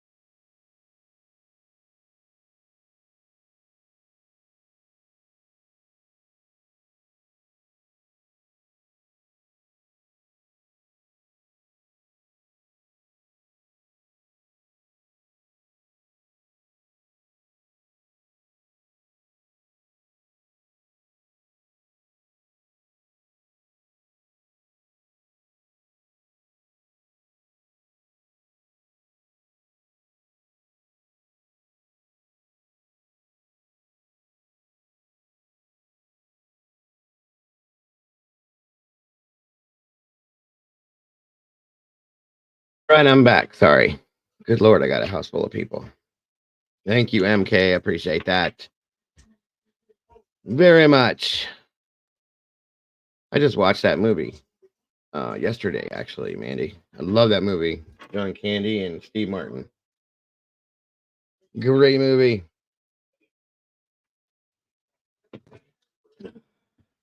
So again, I hope everybody had an amazing day yesterday. For those of you that celebrate, of course. You guys deserve it. That's fact. We had a good day. A good day. Steve Martin's one of my favorite comedians of all time, actors, whatever you want to say. There's a show that's out that my wife and I watch. It's called Only Murders in the Building. It's him and Martin Short and Selena Gomez are the they're the main characters in the show. Guys, it's a series. You got to check it out. It's actually pretty good. Pretty good. How old is dad? My dad is 68. Sorry. My mother is 71. He's 68.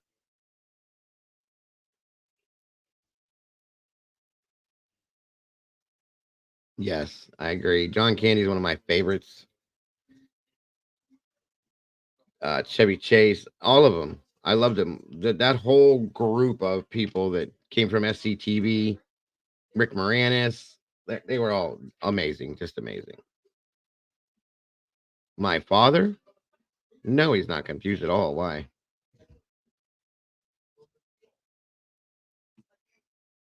You talking about the guy that was walking around back there the other day in the dining room? Not at all.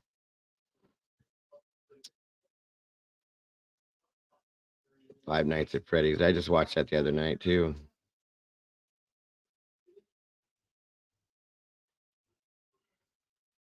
I just watched another one with Steve Martin in it too. Caden, believe it or not, Caden loves it. It's Jesus, Mixed Nuts, another Steve Martin movie. He watched it with us one time and he fell in love with it. I don't know why, but all the seasons of Cheers. Mystified Me, good to see you. TGIFTU. I don't know, guys. I might come back on here tonight again. I don't know. I'm having a good time with this.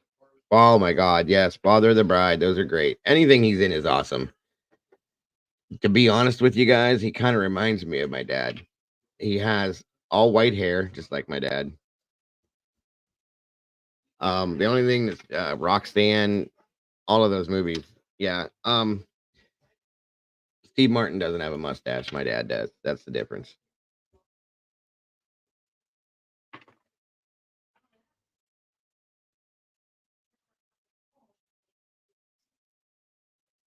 Yes. It is now the holidays. Have you ever seen Stevie Wonder's wife? No, neither has he, right? I knew that was coming. I knew that was coming. Yes, yes, yes.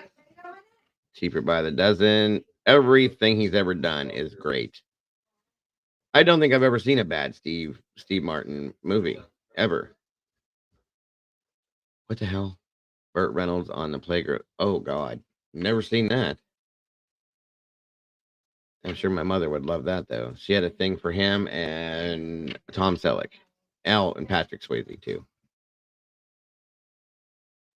You need to know what's wrong with Hall and Oates. What do you mean? What's wrong with Hall and Oates? Didn't know there was anything wrong with them.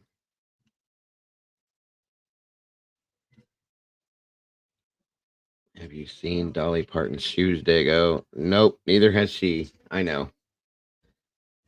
Yes, it is, Stevie. It's one of the best movies he ever made. I love it. Hall is suing Oates. Really? Interesting.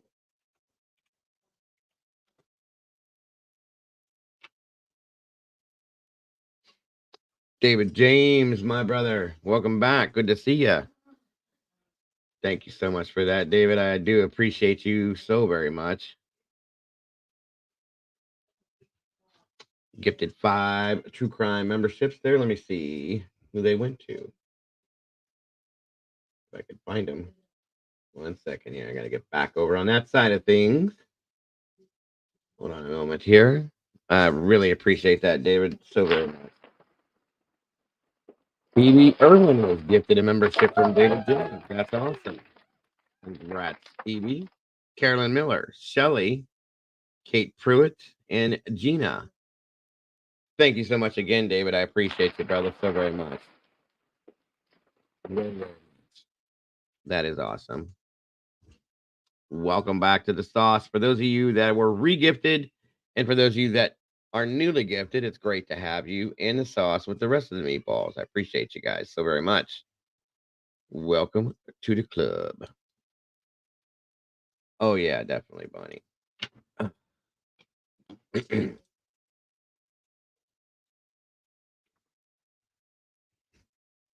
That was actually David James that dropped that one. Very much appreciated, David. Very, very much. And in fact, you know what I'm going to do here? Let me see something here, guys. I got to check that once. Hold on.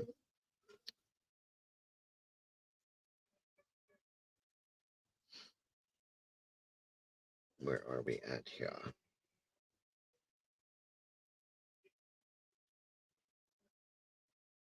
Make sure that you guys have your gifting open, that you can receive memberships when they are gifted, guys. For those of you that don't have them, please do that. Let me see something here. Where are we at here?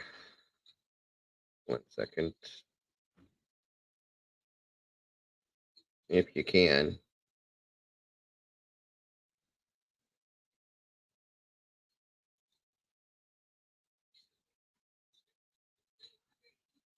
What's going on? I don't understand. Okay. Hold on. I'm here. 1 second. Okay. My granddaughter's in the background playing with bells. Sorry, guys. Oh, no worries, Carolyn. Thank you so very much again, David. I appreciate you.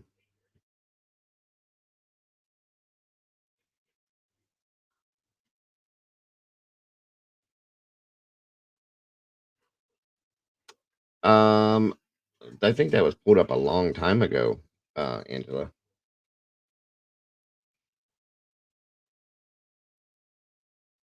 At least I did.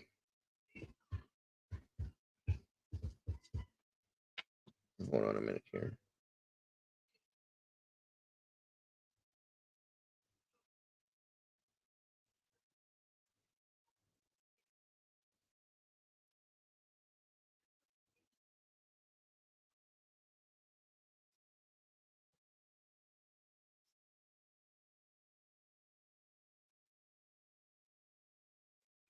What is the problem with that?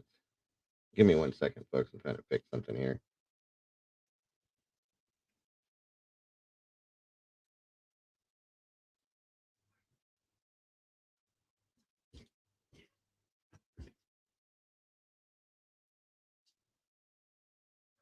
Okay.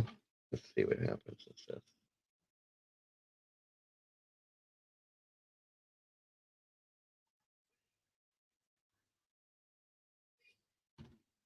Whoa, hold on, David. What the hell just happened here? David just gifted 10 memberships. Good God Almighty, David. Thank you so much for that. It looks like Haunted Rabbits, Carrie Prashula, Cal, Call the Herd, Woman Power 101, Lisa Anconoli, Becky Strider, Dee Marie, Carolyn, Kitty Cat, Kitty CC, I'm sorry. We're gifted memberships. That's awesome, David. Thank you so very much for that. Good Lord. We got 22 new members today. So far, that is so very awesome, David. Thank you, thank you, thank you. God bless you, brother. Much love to you, my friend. Much love. That's amazing, David. Thank you, thank you, thank you. More than you know. Very much appreciated. Yes, yes, yes. There's a little bit of a dance song as well.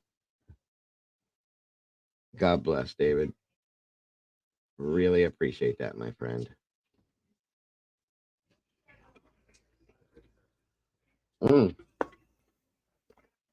One of my kids got me another new cup.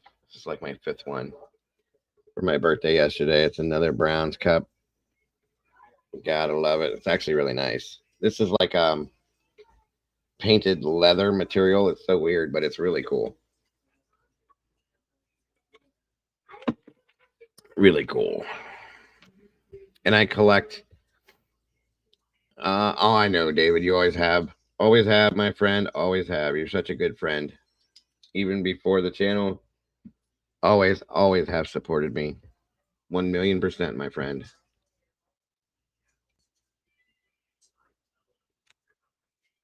Hold on a second.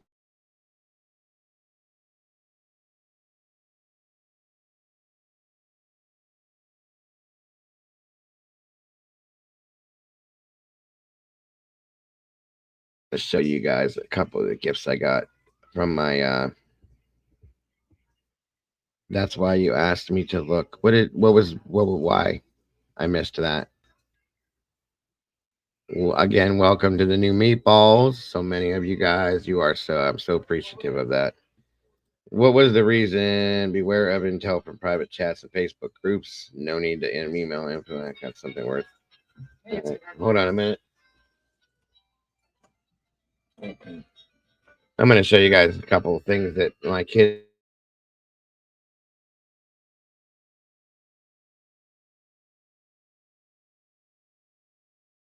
All right, I'm going to show you a couple of things my kids got me. You guys know that I'm a huge fan of like Charlie Brown, Snoopy, and all that stuff. This, my daughter and her boyfriend got me, is an original print that was blown up from one of Charlie Brown, like the cartoons. It was an animation print that they had from it. When they do the cartoons, they print out like clips of it, I guess you can. And here, it was signed by the two original voices of Lucy and Charlie Brown from 1974 through 77 for Lucy and 75 through 77. And it's signed by them. And one says, "To Joe, you blockhead," which is what Lucy used to call everybody. And then the Charlie Brown one says, "Good grief, she's done it again." But I thought that was awesome. I got to get a frame for it now. But that actually brought a tear to my eye because Charlie Brown and Peanuts has always been like super important to me. And then my mother-in-law grabbed this for me because I collect anything Snoopy and Charlie Brown, and it does this little it's a Christmas thing, but it does this little thing when you where's it at? Squeeze his paw.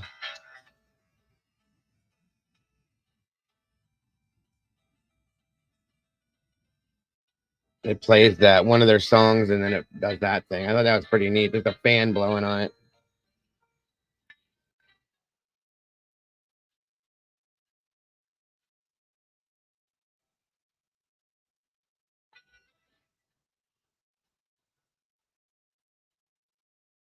Anyway, I just thought those things were really cool.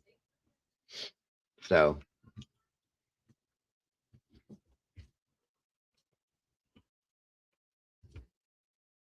I never have. I'd love to go to Knott's Berry Farm. Always wanted to. But yeah, I love Charlie Brown and Snoopy. I mean, they're like my favorite thing ever since I was a small child. Always have been. I'd love to go to Knott's Berry Farm. I've heard it's really neat.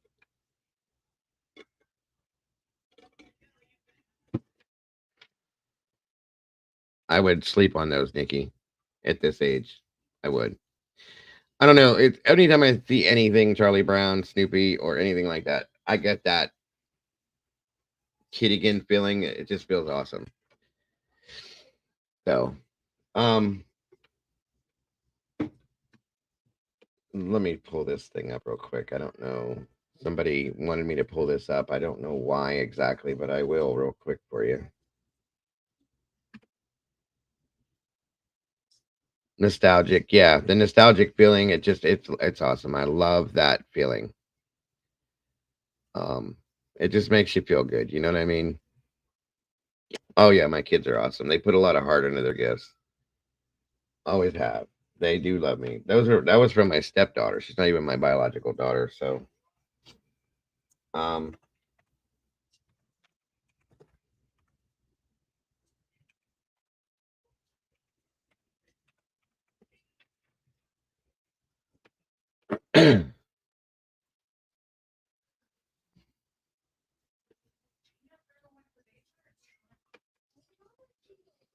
oh, are you talking about that whole that thing about Dylan Mortensen? Angela, is that what you meant? Yeah, Tom and Jerry too. As far as on the Veritas channel, is that what you were talking about?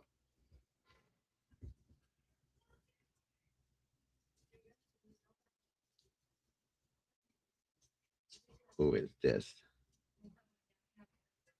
Who is that? Is that Mama Bear? You're on the wrong account, Mama Bear.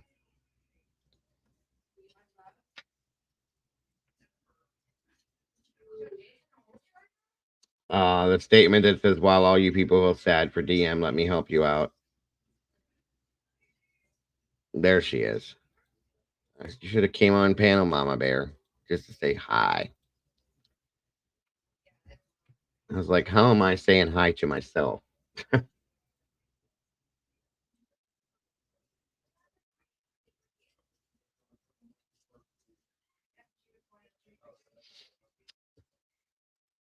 Jeff H.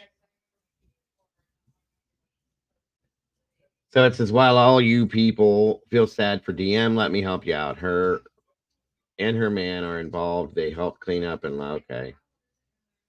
She was out the next night with Bridget Ashton after the unaliving, laughing about what was done to Kaylee. Won't go into details. Laughing about how, see, I don't know that that's true. Whoever put that up, though, that's not really that good. I'm talking now because I no longer live in Moscow. I'm sick and tired of people excusing her. My God, if you guys only knew the truth, they were all laughing because they know cheap has their back and probably misspelled. I don't know. I've never seen that. That's kind of harsh, whoever that was that put that out, though, to be saying stuff like that, in my opinion.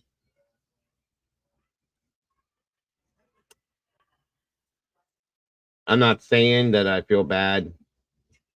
I'm not saying that I don't feel bad.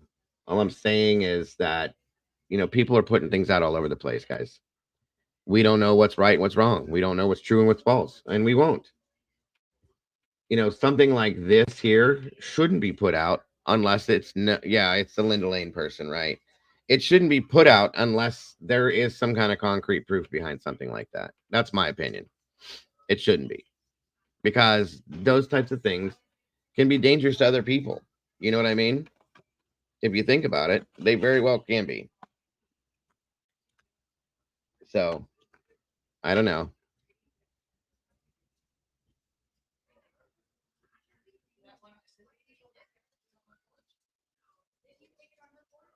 I hope you had a good. Where are you at, Mama Bear? Are you working? I hope you had a good Thanksgiving. It was interesting to me. Was the original sword? Yes. Yep. Interestingly enough, that's fact.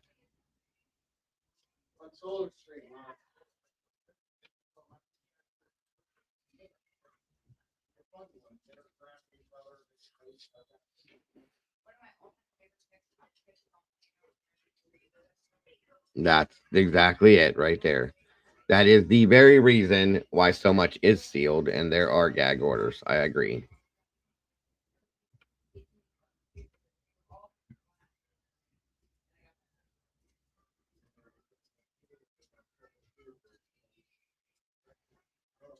Brian shouldn't be blocked in here.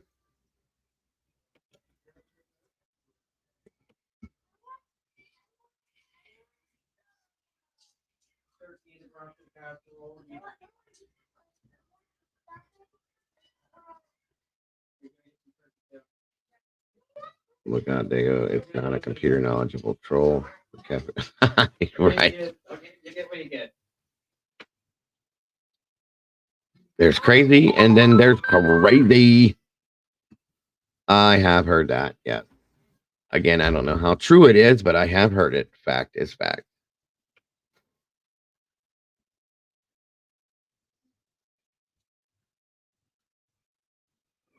Yes, we are very thankful for all of you. I even said that yesterday when we did our little thing. We go around. Everybody else had wine. I had grape juice. But we go around the table before we eat, and of course, there's grace that's said, and then we say what we're thankful for. And you guys were part of my conversation, so just know that I am definitely grateful for you guys.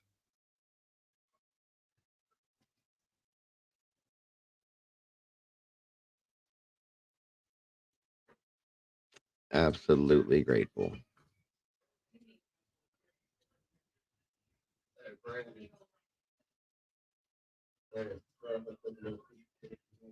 That's all right, Mama Bear.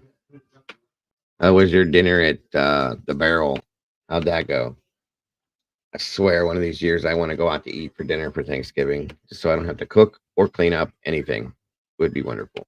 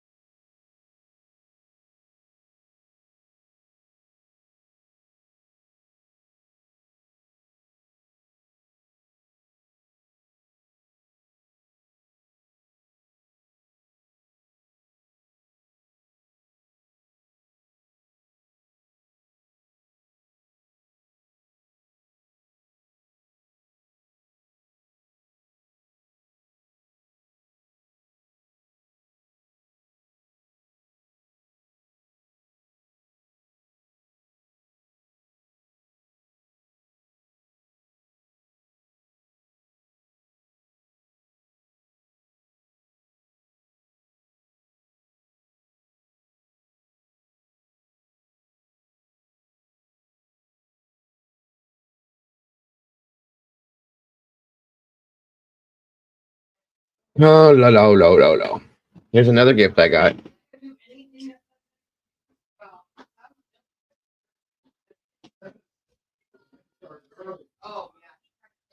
Look, guys, it's Ashley. I'm just kidding. No, this is my granddaughter's toy. Just teasing you guys.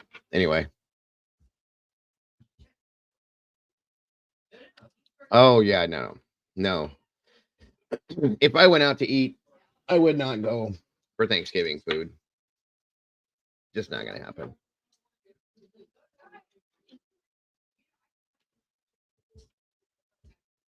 You're right. You got me. I got my own Barbie.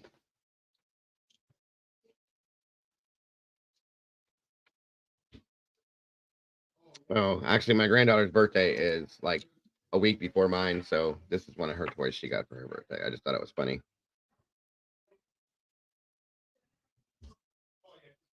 I kind of do play with dolls, though, a little bit. They're not really dolls, they're action figures.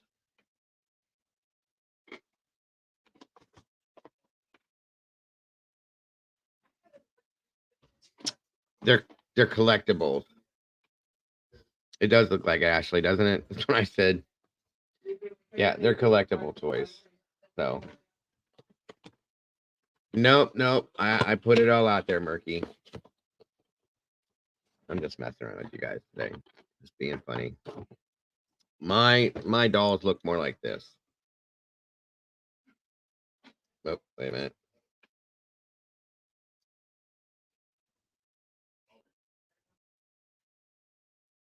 Yeah, see. But anyway, they're 100% collectibles, and one of these days down the road, they're gonna be worth some kind of money. I'm hoping so. And I actually talk about nostalgia. I collected the smaller versions of these when I was a kid. And I've always been a toy collector, and now they've gotten to 6-inch. So there's not too many guys that are my age in here that would even know what the hell I'm talking about. So not much to talk about with it. No endless damage. How are you? Okay. Yeah, I'm a huge fan of the G.I. Joe. Always have been. My maid has a few Barbies. Diego, they are box very. Oh, yeah. My sister has all the holiday Barbies from the day that she was born. My mother bought them for her every year, and still does. She gets the one holiday Barbie every year, and my sister collects her own versions of them too. And like I said, there's a lot of possible money in them in one of these days. So There you go. Gotcha. And it's just always been a fun thing for me. And I do customizations. Oh, okay, Eddie. I make like customize my own figures and stuff like that too. So that was my hobby. And then this happened, and I moved into this, so I don't have time to do a lot of that anymore.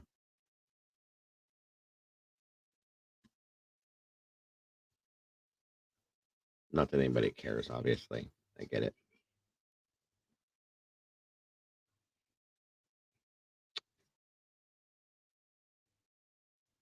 Did you ever? I had breakfast. Oh, they have great breakfast there, Bear. They do. Their biscuits and gravy is to die for. I haven't had it in like 10 years, but I loved it. Absolutely loved it. Oh my god, yeah, I had I had the 1/18 scale A team dinky, and then I had like a 1/10 scale or 1/6 scale BA Baracus Mr. T. Pretty cool. I wish I had those now. They'd be worth a ton of money. Show.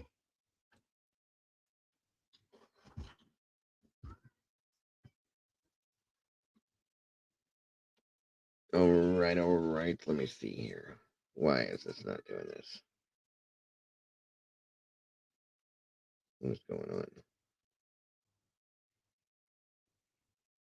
Oh wow, okay. I guess there's new loyalty badges in once you become a member. That I didn't know about.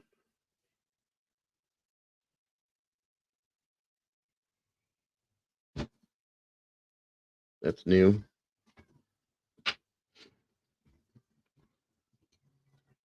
So I guess that's it, guys. Nobody has anything else as far as the Delphi situation. I am seriously grateful for all of your guys' input today. We're going to be getting into it more. I hope you guys are ready. This one's a lot more entailed. Take care, Murky. Thank you for joining us today. I appreciate you very much. Yes, BA was the man. I like that he had to be knocked out to go anywhere. Murky, have a great Friday, rest of your day. If I don't see you, have a wonderful weekend. Like I said, guys, I hate saying it out loud because I never know what my wife has in store for me. I'd like to try to come back in here maybe later on, but I don't know. If not, I might be in the Discord. For those of you that are in there, we'll see what happens.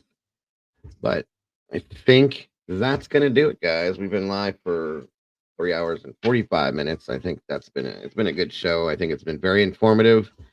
I appreciate all the input from Nelly, Salty Sleuth, and everybody in chat that was very, very like into it. Thank you very much, Eddie. I appreciate you, buddy. So very much.